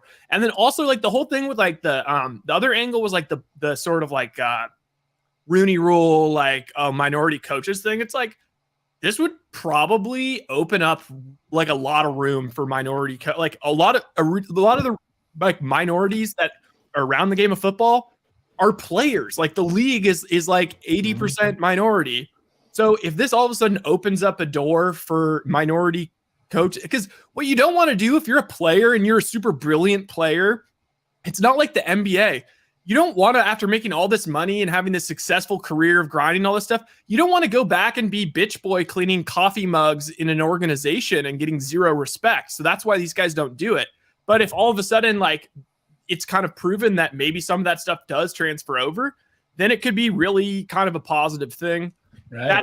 I'll give you a couple examples in there. Hey, Ryan, cue that up while Cassidy's talking. It's on Twitter, so you'll have to scroll open and then. But hey, look at this. There's been some Dan with Gabe Kapler. Hey, there it is, Gabe at Scottsdale in 2020. Topped me. I topped you, huh? Yeah. I got one with Farhan too. But right in the NBA, I mean, there's been some successes in the same situation, but there's been some disasters. Like, for example, Jason Kidd, Steve Nash, Ty Lue was a success, but we don't know how much LeBron was coaching that team. But then you have guys like Spoelstra. Like, Spoelstra was a cameraman. Yeah, that's facts. And worked his way up.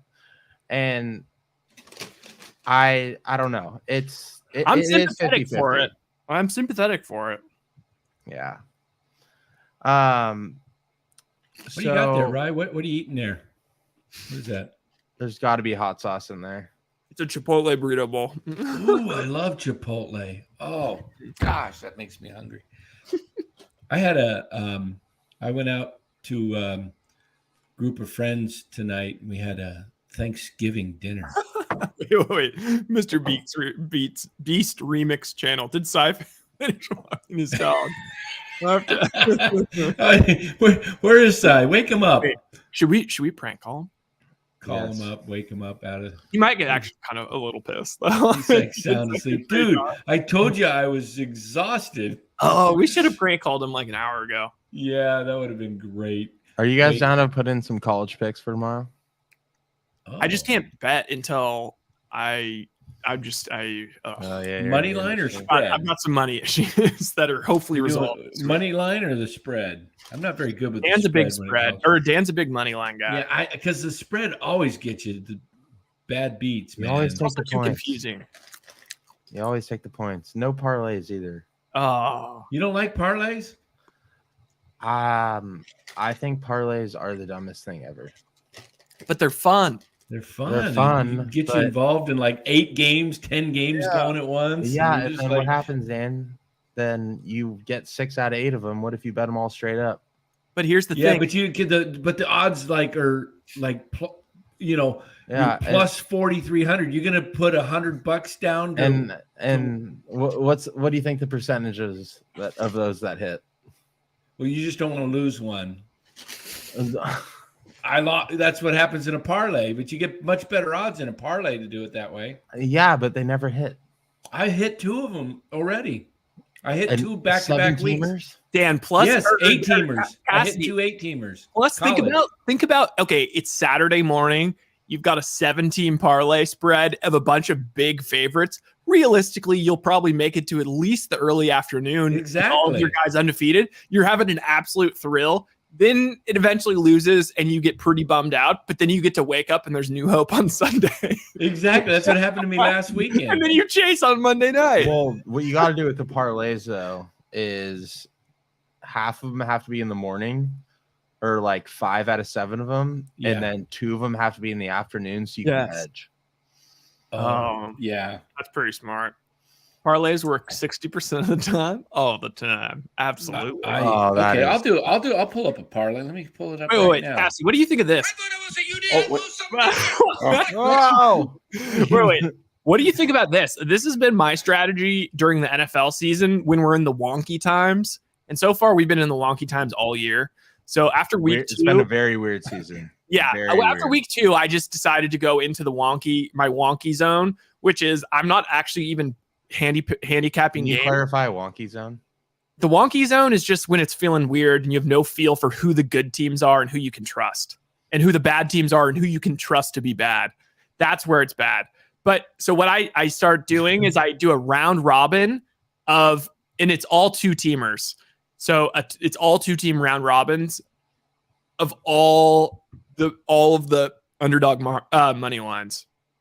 So like from NFL slate, during like these past couple weekends, it's worked out because it's like all you need is one of them to hit one leg. So you need 2 of the underdogs to win outright. And if like one of them is like, like the Redskins last week, or the commies last week, and it's oh my God, that one. Yeah. Can't say the R word. You get like that, like whatever it is, Redskins? plus 380 attack. Redskins. I got Washington. a Redskin sweatshirt.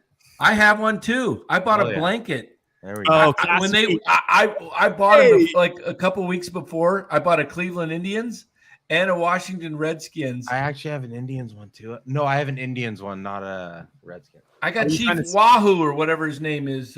Chief Yeah. Wahoo's whatever. Tacos. Oh man, I should pull it out. I got the blankets, and everything, and different.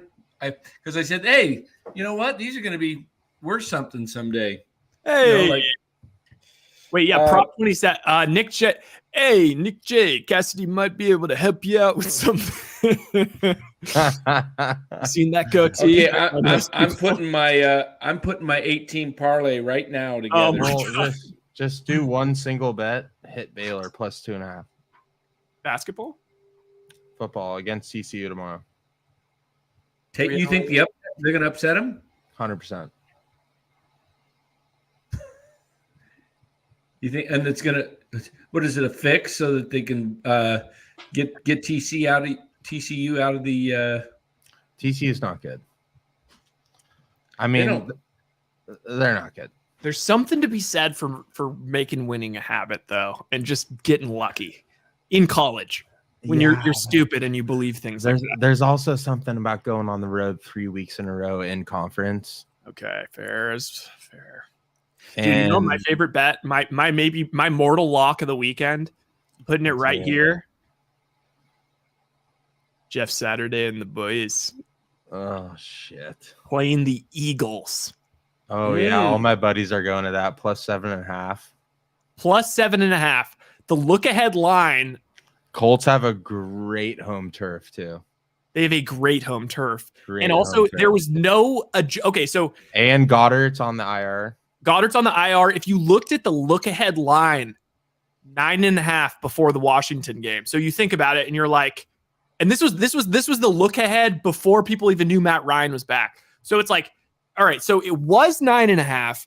So what's happened since then? The Colts win. The Saturday thing works out. So that's, you got to give him a slight upgrade from that. Taylor comes back and plays every single snap. That's at least a half-point upgrade. Matt Ryan comes back and looks decent, and their offense looks like it has life. That's worth at least a point upgrade. And then the Eagles lose to the Commodores. So it's like, how the Commodores. You call them Commodores too. I like calling them the Commodores. I call them the Commodores. That's why you're easy, man. Easy like Sunday morning. So yeah, it's just like if you 4 points or so, 4 or 5 points, and it's like, how is that not? I mean, Jonathan Taylor has to be for the Colts worth what, 1 point? A healthy John Taylor, 1 point at least. More, 2. Probably more. And Matt Ryan over Sam Ellinger. Saturday did last week. He literally brought every single offensive lineman in a room and said, grow a pair of balls. And that's what I said. I told you. Yeah, exactly. 100%. That's why that. What he did first. He's like, I'm taking all of your man cards. You can have them back after this win. Well, you know what he did first? He had a one-on-one with Quentin Nelson and said, let's get this shit figured out. And then brought him in a room and said, stop being a bunch of goddamn vaginas. Should the Warriors hire Stafford? Saturday. Oops. Botched it. Yeah, so TCU tomorrow. And then how is Dallas favored in Minnesota? Do you think that that's just the bookies taking advantage of the people that they know that all of these Cowboys fans across the country are going to want to be betting the Cowboys off a loss? Well, let's see where the cash is at. And they're like, oh, Minnesota had some, they had the miracle win. But I just don't understand how 73% of the cash is on the Cowboys. How Minnesota maybe has a top. Minnesota, I will say this right now. Minnesota has a top 3 home field in all of football right now. Yeah, that skull chant goes hard. It goes hard. So let's say it's at least worth 2 points. We're saying that the Cowboys would be favored by 3.5 on a neutral. Yeah, I mean, fade the public, 73% cash. That is ridiculous. Such a trap, though. Isn't like Miles or isn't what's is North Carolina Georgia Tech? Is North Carolina that much better? Let me look right now. I'm on PFF. Give me a second. It's like money line minus 16.10. It's 21. Oh my god! Spread. 1 second. The home game against North Carolina. North Carolina's home against Georgia Tech. Yeah, I don't know. Oh, you know what? Also, this is the matchup of the black Kirk Cousins versus the white Dak Prescott. I'm seeing cover probability 5% higher in North Carolina. What about the money line? You think that's a safe one for North Carolina? Yeah.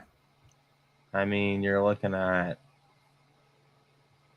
exactly permaculture. I would hope this is a parlay because they're minus. Yeah, this is a parlay. Yeah. Okay. Yeah.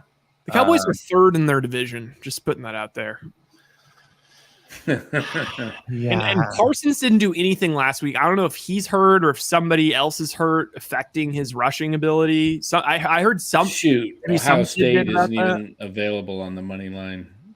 Dang. Yeah, I mean, it's off the board on them. I need 2 more. Another good one. I need 3 more. All right. I got. So you're just taking money lines? Yeah, money line. I'm going for big favorites. Like right now, what I have. Notre Dame. Did I put Notre Dame in there? No, Notre Dame, Georgia. I got Georgia. Here's what I got. I got Tennessee, Clemson, Michigan, Georgia, and Air Force so far. Whoa. Who's Clemson playing? Clemson is Miami, I think. Oh, Miami's that's trash. Dude. Miami is trash, but so is Clemson. Clemson's at home, though. Yeah, it's a home game. I felt safe. And then I would throw in That's what Chip Kelly said last week. Yeah. LSU. They're not popping up on my list of available. LSU. I know. I was gonna, Oh, I've got inside information, everyone. If anyone wants another lock, what do you got? Matt Stafford's playing 100%, and they're still getting 3. Who are they playing? The poopy ass Saints and Andy Dalton. In I New don't Orleans. know. I never like to bet Favored against by 3. I never like to bet against the Red Rocket. The Red Rocket is such a Red Rock, dude. They have 2 wins this year. No, I also don't like betting. They have 3 wins. I don't like betting when the Saints are at home. Yeah, Saints. That's a different place. What about the Rams off 3 losses in a row?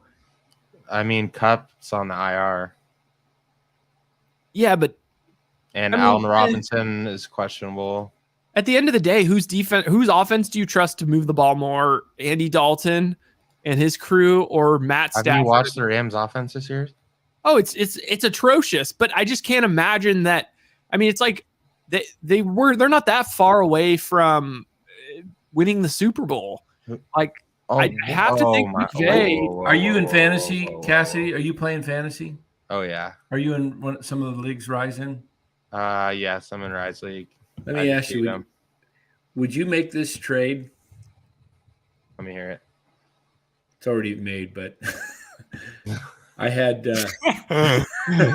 Would you make this trade? I already accepted it.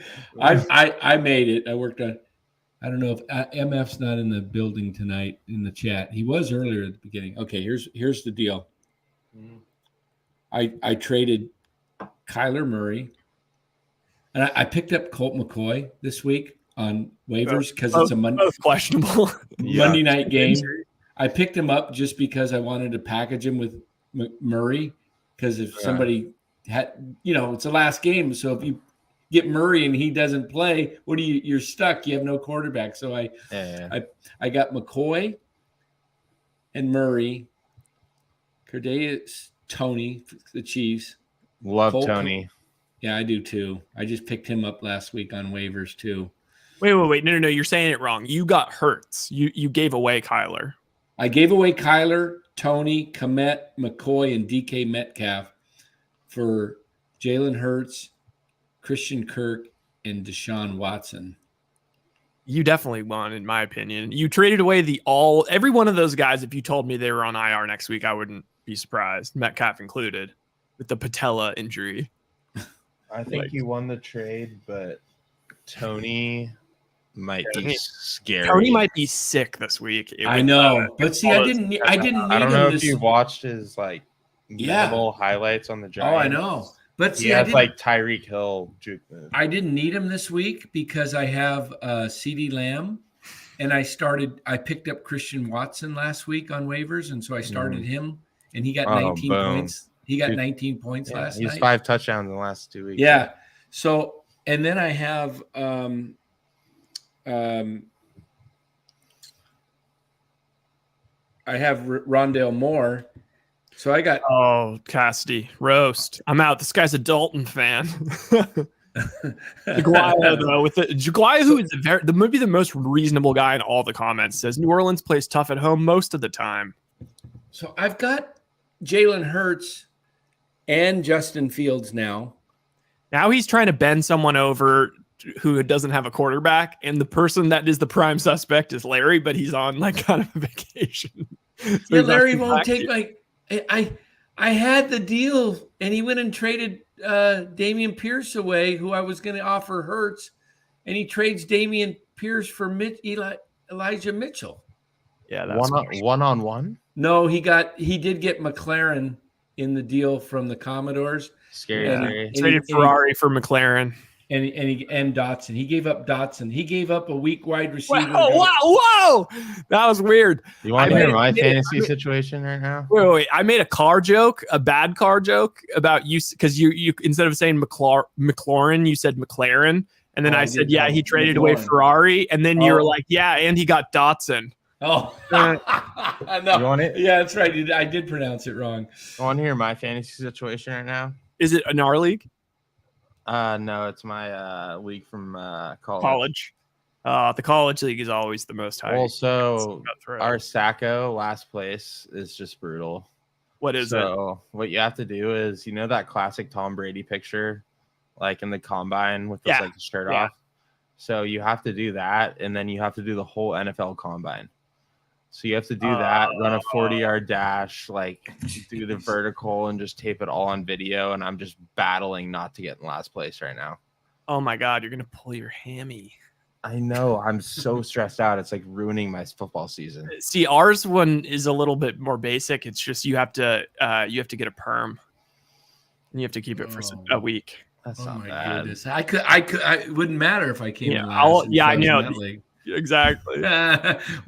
What's that guy? He's a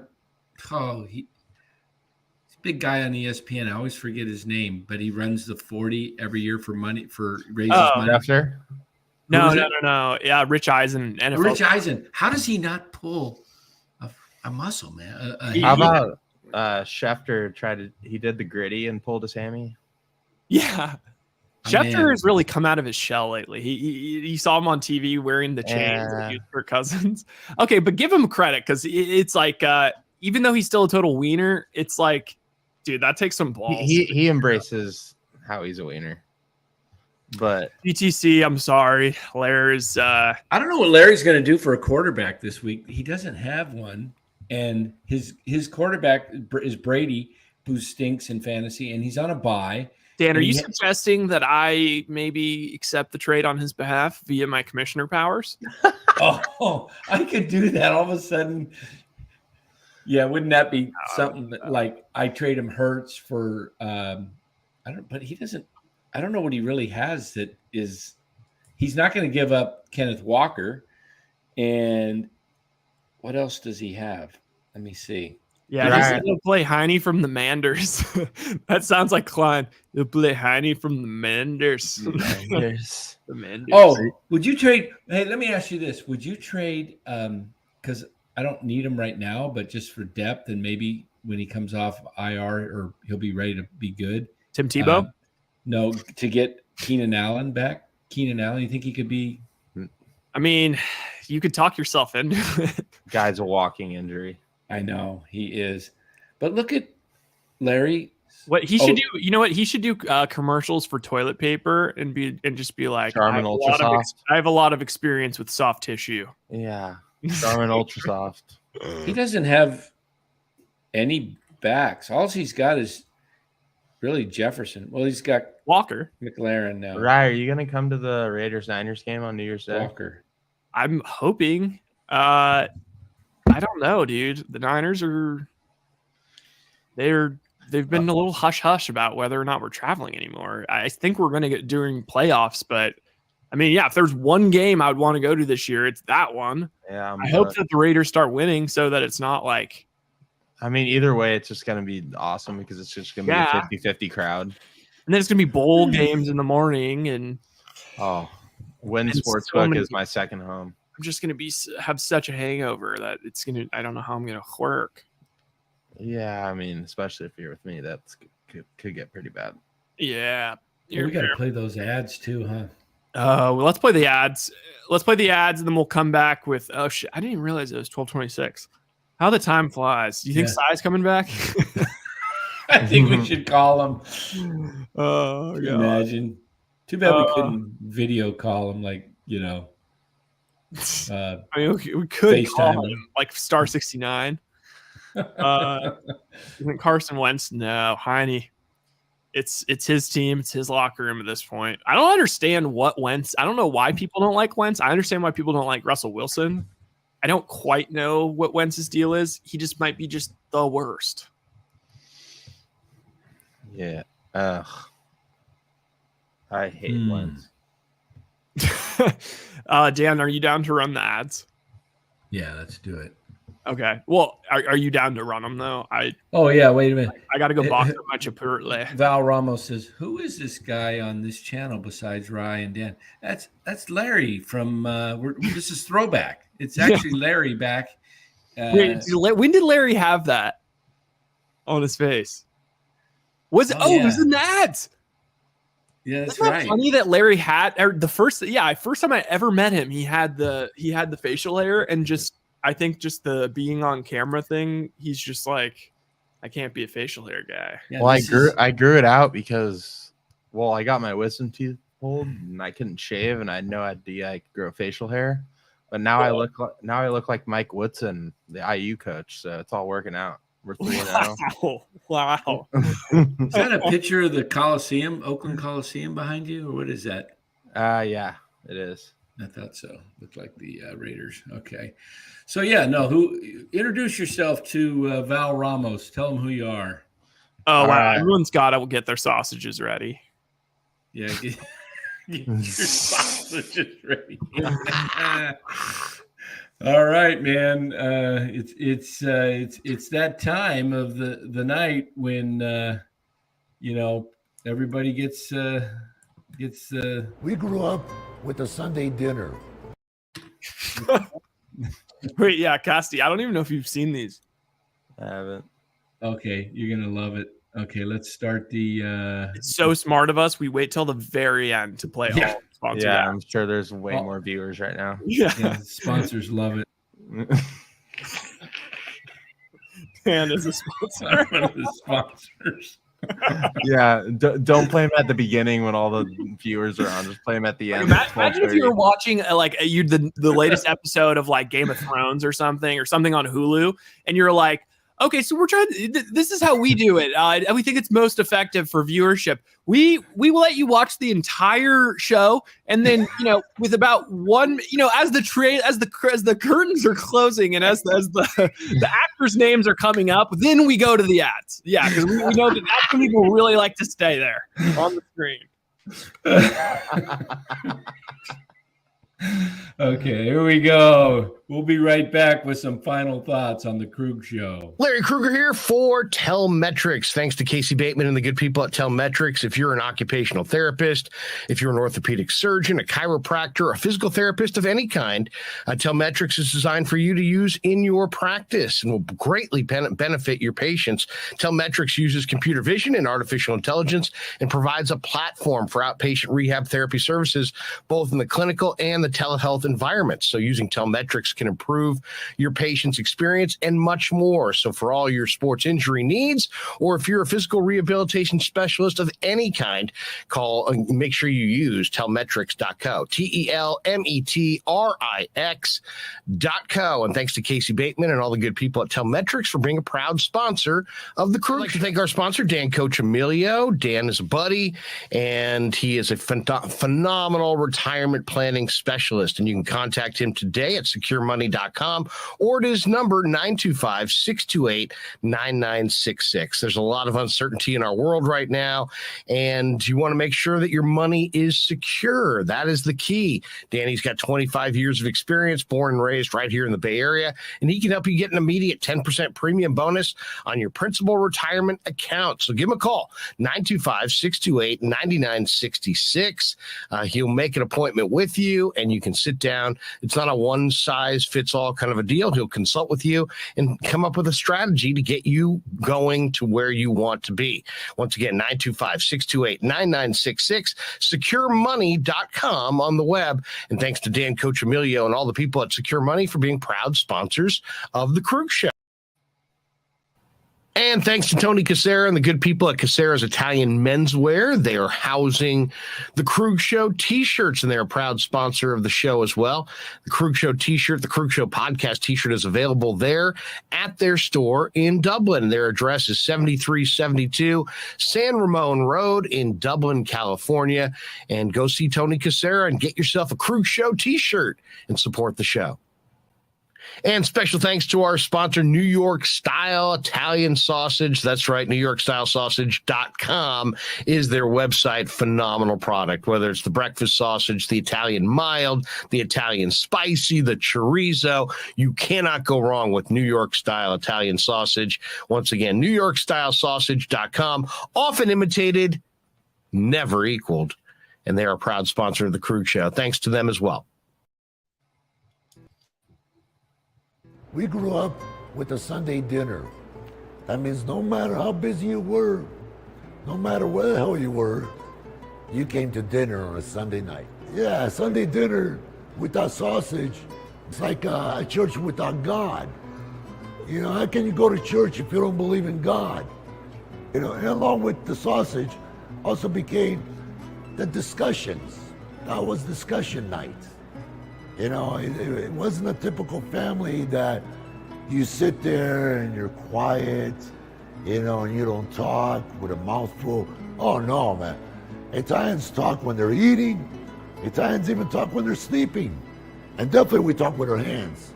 So if we can't express it through our mouth, through our lips, we express it with our hands. So, and that's what sausage is, really. It's an expression, you know, that life is good. So New York Style Sausage was started over 70 years ago. We are the largest producer of fresh Italian sausage on the West Coast. What makes our sausage in New York style is really the recipe came from back east, from New York, you know, from Connecticut. If you look at all of our labels, there's maximum 4 or 5 ingredients, which we're really proud of. There's no preservatives, no MSG, fresh in, fresh out. The pork comes in fresh, goes out fresh. There's never any freezing throughout the process. We've always used fine quality cuts. We're never gonna deter from that. It's one of the reasons why our sausage is so good. I guarantee you put our sausage up against anybody else's from a flavor standpoint, no one will beat it, hands down. Hey, do yourself a favor and do me a favor. Go buy a package of the New York style Italian sausage. Guaranteed you will love it. Guaranteed. Hey, Pasquale. Dan Cochimilio here for the Krueg Show. Just picked up for the very first time some of your New York style Italian sausage here at Sam's Club in Arizona. My wife just cooked it, and I'm about to take a bite.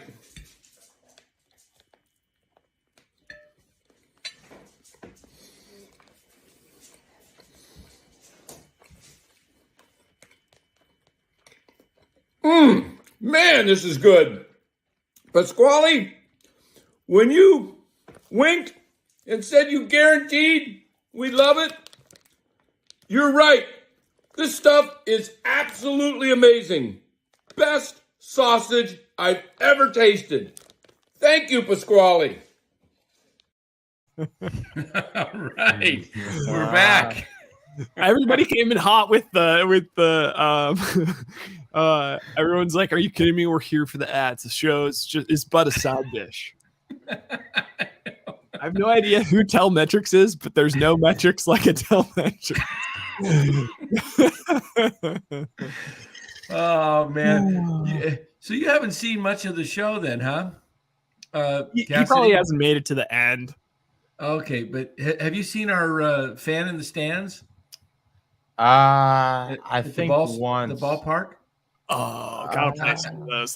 Those haven't been played recently. Yeah, this was out during when the Giants were actually competitive and still somewhat in the race. I think it was like, you know, before they really fell on hard times.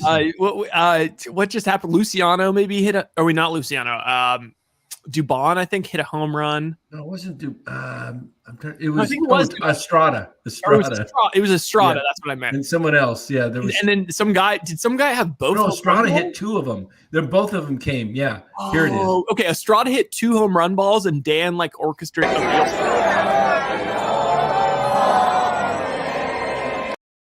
Wait a minute. That's that's the wrong one. That's the crazy. Like Kyle. I don't think I have that one, Ryan. Oh, crap. I can find it. Here, let's play this one as a warm-up, and then I can find the other one.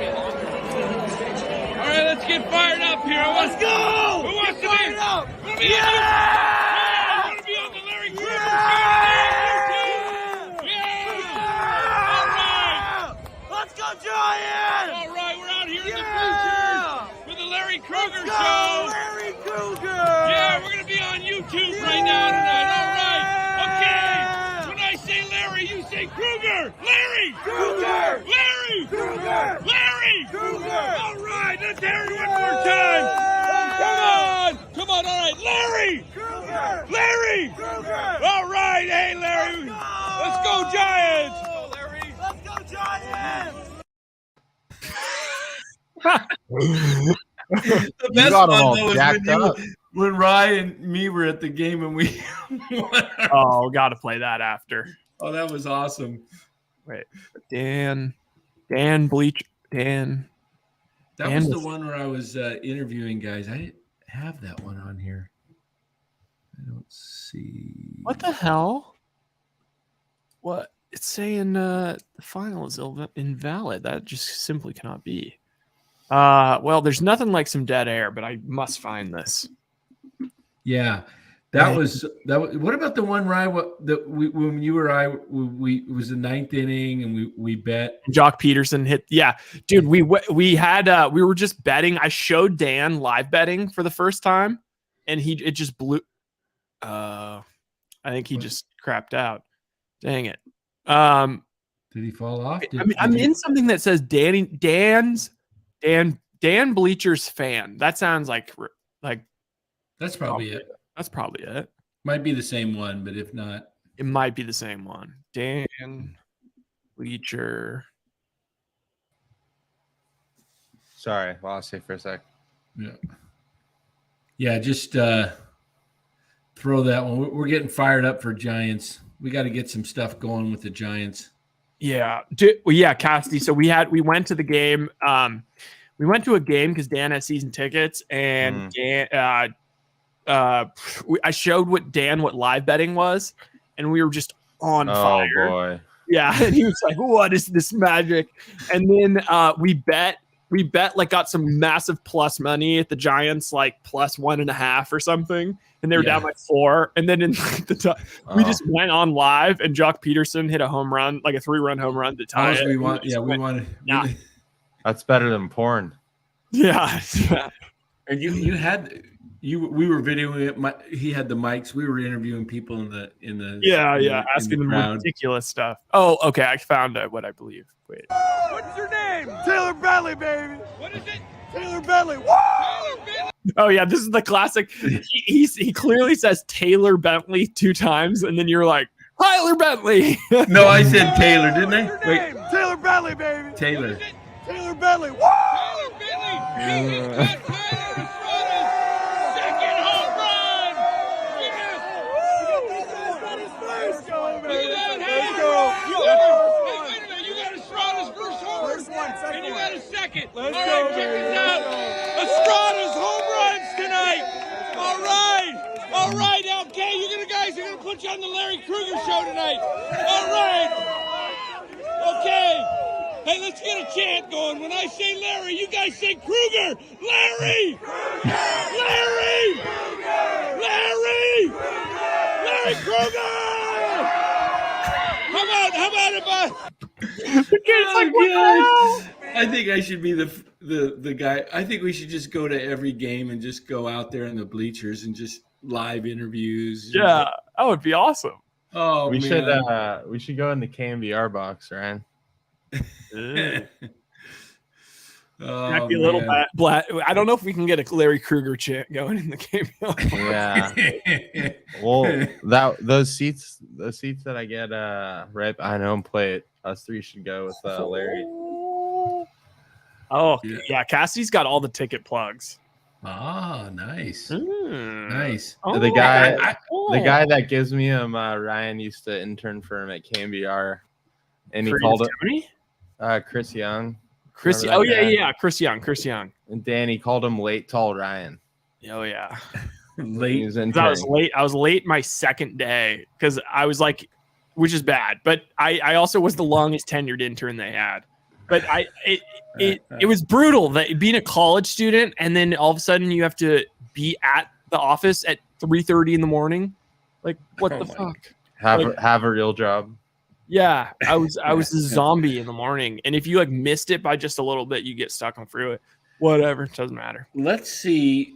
I'm trying to find the odds on Judge where he's going to go.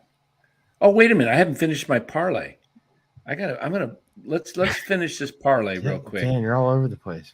I got to get this parlay in. How many teams do I got right now? I've How got many more do you 1, 2, 3, 4, 5, 6. But I don't have all the teams on my app here. That's not like I've got 6. Wait, Dan, I've got a just life added Notre question Dame. for you as you're doing this. GTC Real says, "Damn, time flies." Mitchell Ness says, "Too fast." Does time? I'm noticing time as you get older speeds up way quicker. Does it keep going up, or does it kind of stay at a constant at any point? It tends to keep going up. I mean, Oh no! I can't believe Shit. I'm already 61, man. I Oh was like, no! man, no. I was playing. I feel like I was kicking field goals just the other day. In fact, I could still probably go out there and kick a 35-yarder, maybe. I'd love to see that. They should do that on the Krueg show, man. Just go out there. We should do a Krueg show combine. Yeah. Well, Ryan, I might have to do the combine in my Sacco, so We'll we train can do a with little you. combo. Oh Yeah. gosh! If I tried it, though, I'd probably have to have like L4, L5 disc surgery right after. See, that is so demonizing. Time keeps speeding up. 39. What the hell, man? I can't get a hold of this. It's like I mean, what, Casty? You're 27 now, right? Yeah, I just turned 27. Got demons. I know. I got demons too because I was like the amount of people like pop stars and stuff that died at 27. Then I started doing the thing where it was like, oh my God, like Tupac had like 12 albums and died at 23. Biggie Smalls died at like 24. Like, I started doing this whole thing where I was like, Mozart had this by that. Alexander the Great had conquered the world by this. And then it's just like, oh my God, time is my thing that makes me feel old is when I just watch sports and it's just like you're watching college basketball and this guy's like 18. Oh, I know. You feel pretty good about Penn State at Rutgers? Give me 1 second, Dan. Penn State's it's Are they 19's wait, a give me a spread. second. Are they at Oh, home? see, this is not No, the it's wisdom I at was hoping Rutgers. I for. never liked those teams No, late in the no. season. Nothing at Rutgers. Yeah, it's always something that's gonna. Do you have Notre Dame in there? Yeah, I got Notre Dame. I already got them taken. And then do you have Purdue over Northwestern? Purdue's at home. no, Purdue's sketchy. Yeah. You have the do you have Florida in there? They didn't show up in here, no. Michigan? I already got Michigan. Yeah, I took Michigan.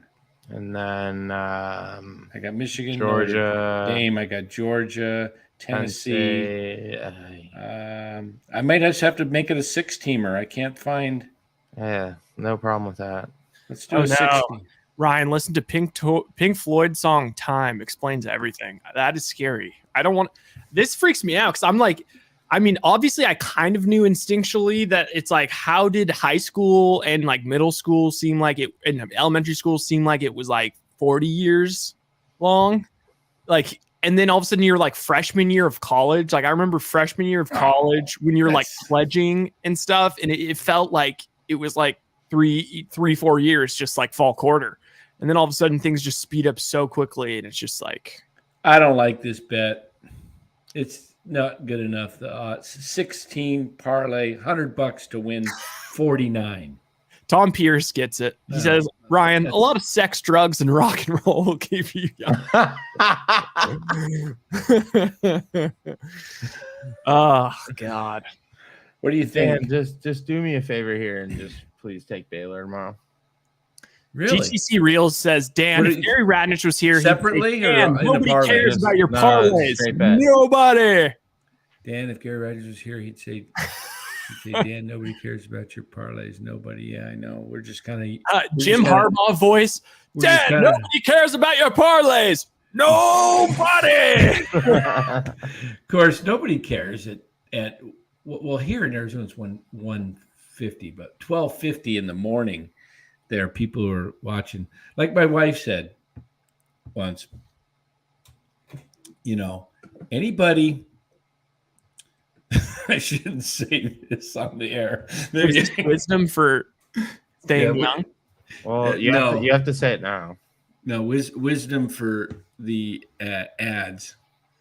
I will say, even I feel like these live streams, like now we're coming up on 3 hours. Like, remember in like elementary school or even high school where it was like every freaking like 20 minutes felt like forever, and you're watching the clock and you're like, oh, this class is taking forever, and it's like 50 minutes. And it's like now you can just rip off a 3-hour live stream and it's not even that bad. And I'm sure for you, Dan, it goes by quicker. Yeah. So you think if I take this one for 100 and win 49, and then I take the winnings and then put it all on Baylor? Yeah. Well, here's the thing though, is Baylor, I mean, they play the same day, so you can't take your winnings. Well, I mean, I can say I'm going to win. I kind of feel like it's. I'm a big fan of, Dan, buying points. Yeah. Buy Baylor to 3. Oh no, GTC. Oh my God, Dan's clientele better never see these live streams. Imagine if the panic knowing Dan's fees or their Dan fees go towards poorly invested parlays and complete meals. Oh, dude, like Cassidy. This is like such like classic. Like I know that like everyone's probably said this stuff a million times, but this is like our first time where we're kind of able to be feeling like a little older, like walking around and seeing like not just like high schoolers, like college kids now even just seem so young. Like I don't even know what people's ages are. Like if you told me a lot of these people I see like at the gym or something, like you could tell me that they're 15 years old, or you could tell me they're 23 and I wouldn't know. Yeah, that's why I grew a fucking goatee. Because I'm depressed. Life is beating me up. Yeah, but So tease it, huh?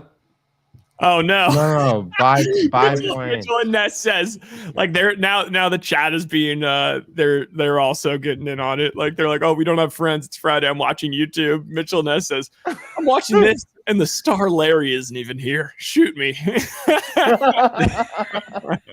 3 hours, no Larry. It's kind of like here. Okay, I'll tell this story here. Oh no, GTC is coming for your neck, Dan. I know Larry isn't here to mute Dan. It feels like GP2 when he isn't here to help the Warriors. We're actually just up here late, just kind of carrying a conversation, and there's 50... Hey, chat. How are we feeling about the intern over here, Mr. Cassidy? Oh yeah, Mr. Cassidy, the intern. Better. Yeah, you guys better be mean. I'm about to get shit on. No. Dude, the scariest ones is like usually the chat is really pretty cool. Like I for the most part I love everyone in the chat, and like even like when it's getting kind of combative, like it's just GTC Reels is about to snap. Oh no, don't snap. But dude, like the chat, like even for the most part, if people come in hot, by the end of the day, most of the time they're like, that this was like, oh, thanks for like letting me like get the therapy out and stuff. The comments I'm worried about always are the ones where it's like they're not watching live and then they're like commenting on the YouTube, and then it's just like, damn, like Larry hitched his wagon to these guys, and I'm just like, oh, damn, dude, that's kind of a low blow, bro.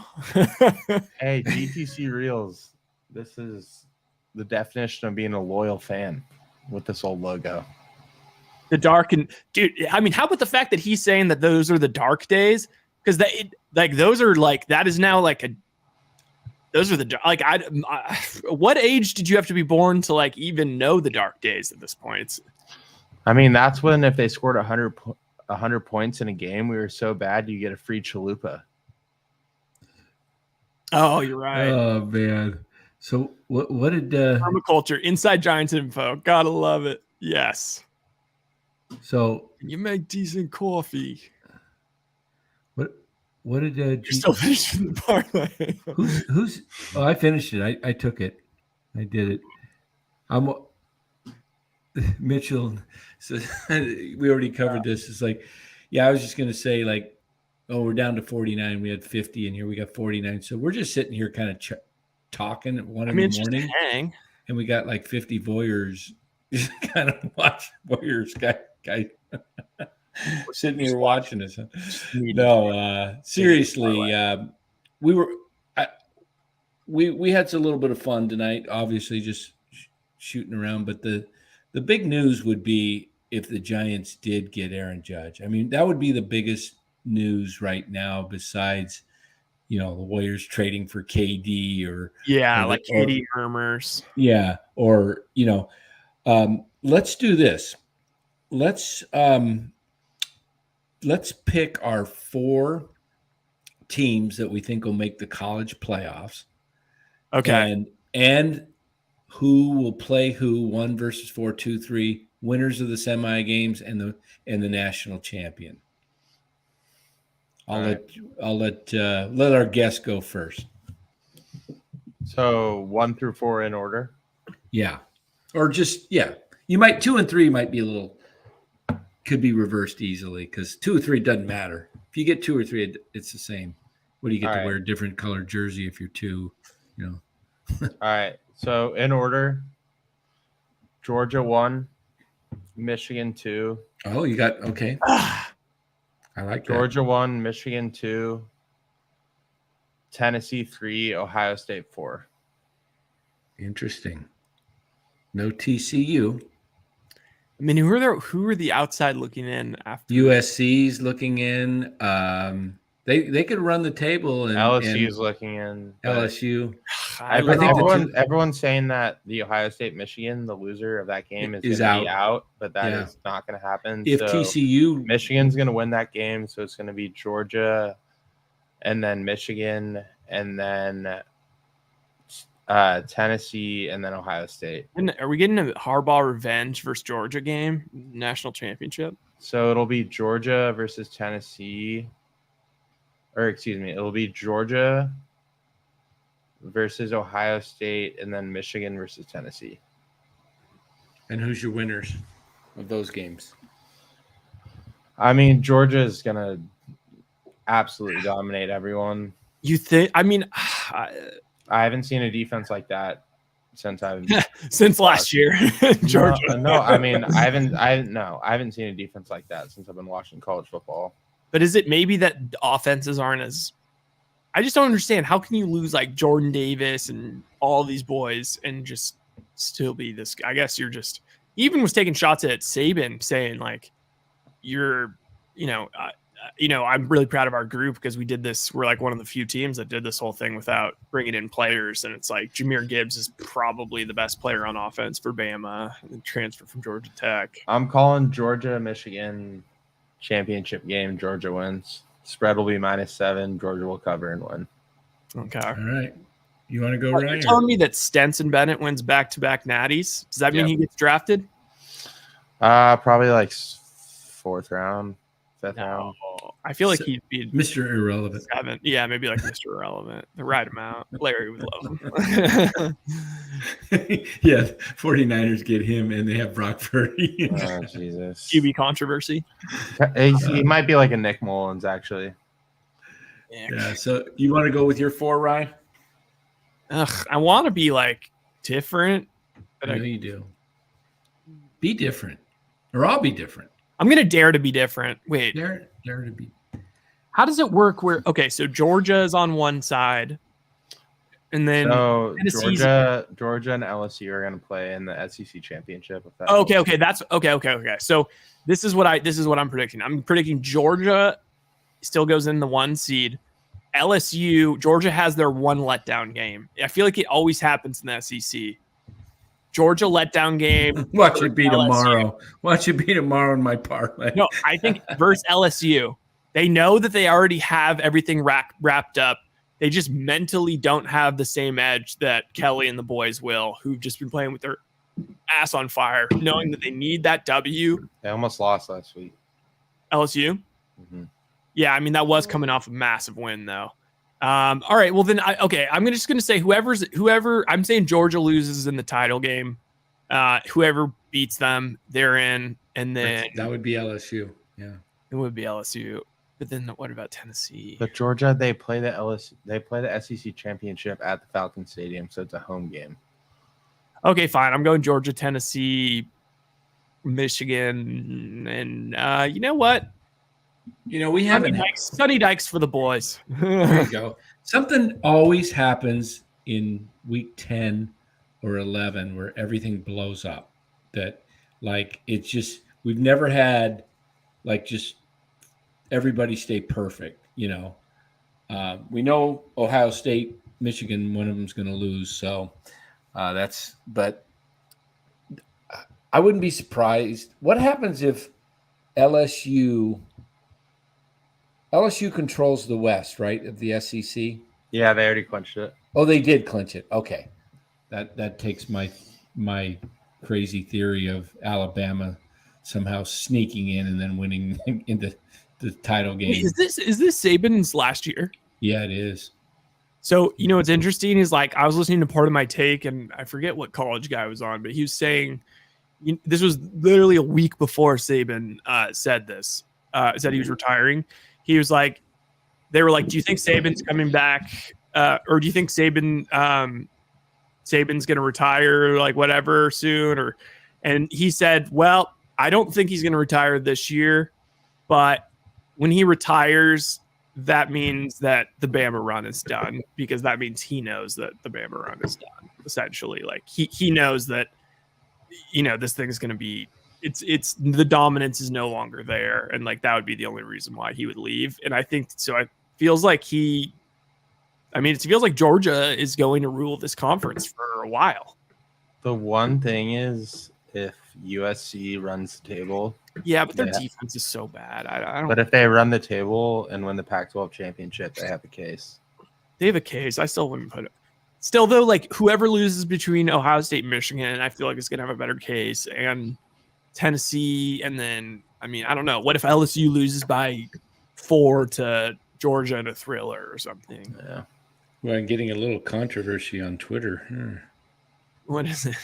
Oh, that whole Trent Williams thing that they've been posting about, and I just said guys who have played football clearly understand this. But was it Emmanuel Acho?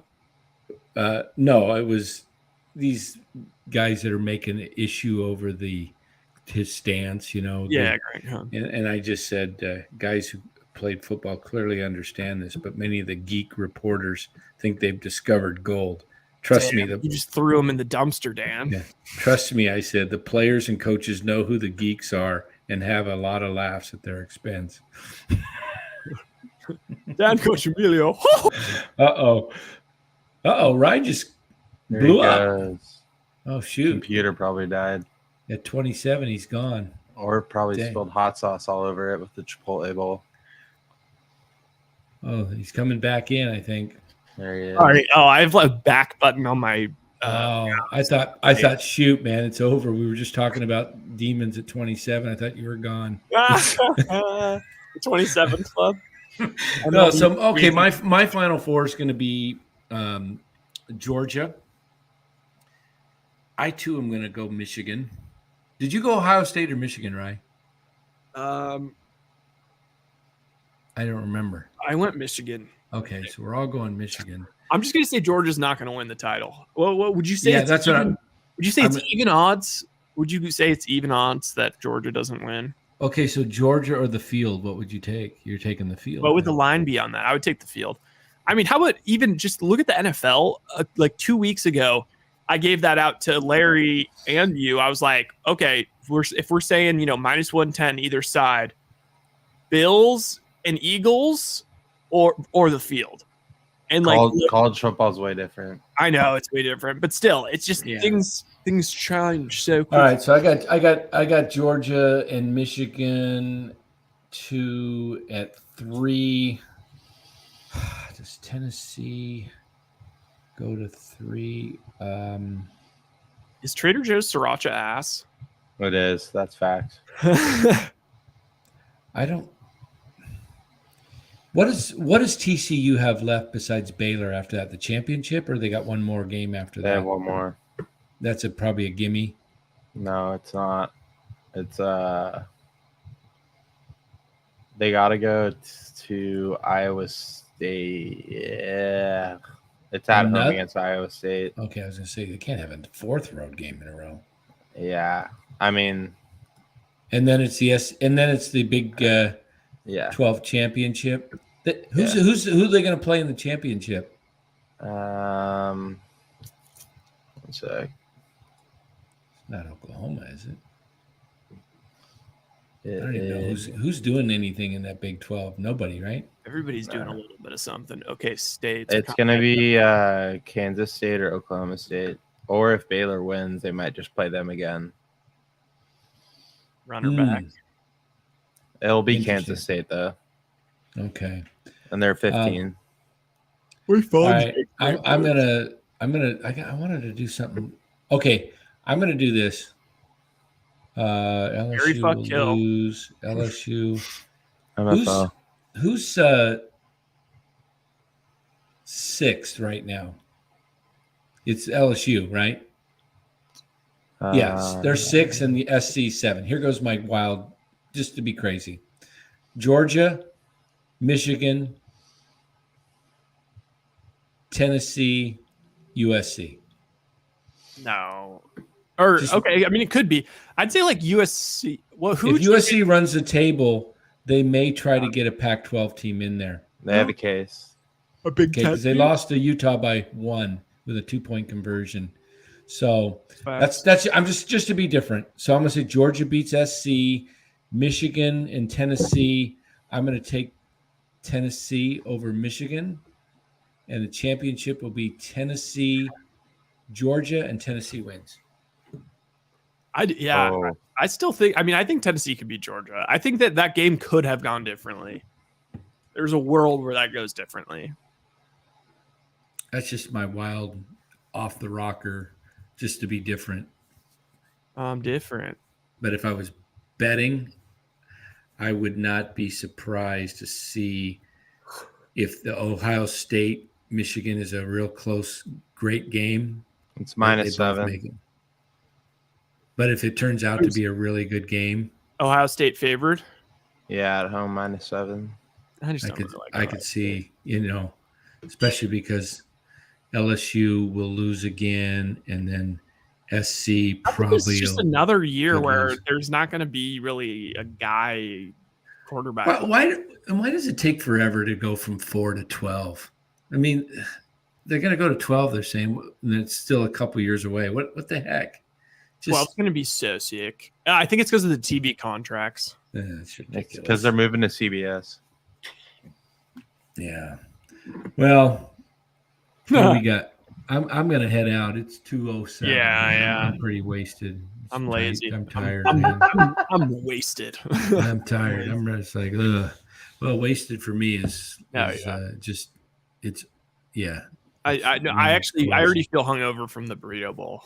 It just got so bad. Yeah, burrito bowl sounds good. I love Chipotle. What kind of meat do you put on it? I usually go chicken, although I love the chicken too. Here's another thing that's making me feel old. Obviously, everyone knows gas prices are crazy, but I am starting to notice that like there's things in Trader Joe's that I have been a staple I've been getting since college that are now like marked up like $2. Like even the corn tortillas used to be always 99 cents, and now they're like 179. It's everything. I was in. Yeah, it's unbelievable. But that's the Chipotle. The chicken is now. I mean, you're not walking out of Chipotle if you want chips and guac. I mean, you're walking out spending $17. 20 ridiculous. Yeah. Well, we ready to sign out? You got the sign out, or you yeah, I got it. Stay on, and we'll go into the green room here, and we'll wrap up our Cassidy, so you don't have to hit leave. Oh yeah. Wait, what's the close? What close do we normally do? Is it just the general close? I guess it's the general close. All right. With that, here's the general close. Thanks for having me on, guys. Yeah. Never met a man I've been scared of. Careful, you won't get exactly what you asked for. Careful, whatever you bring me, getting handled. I answer to no one, I don't need to hassle. We ain't never fall back. Hold our ground where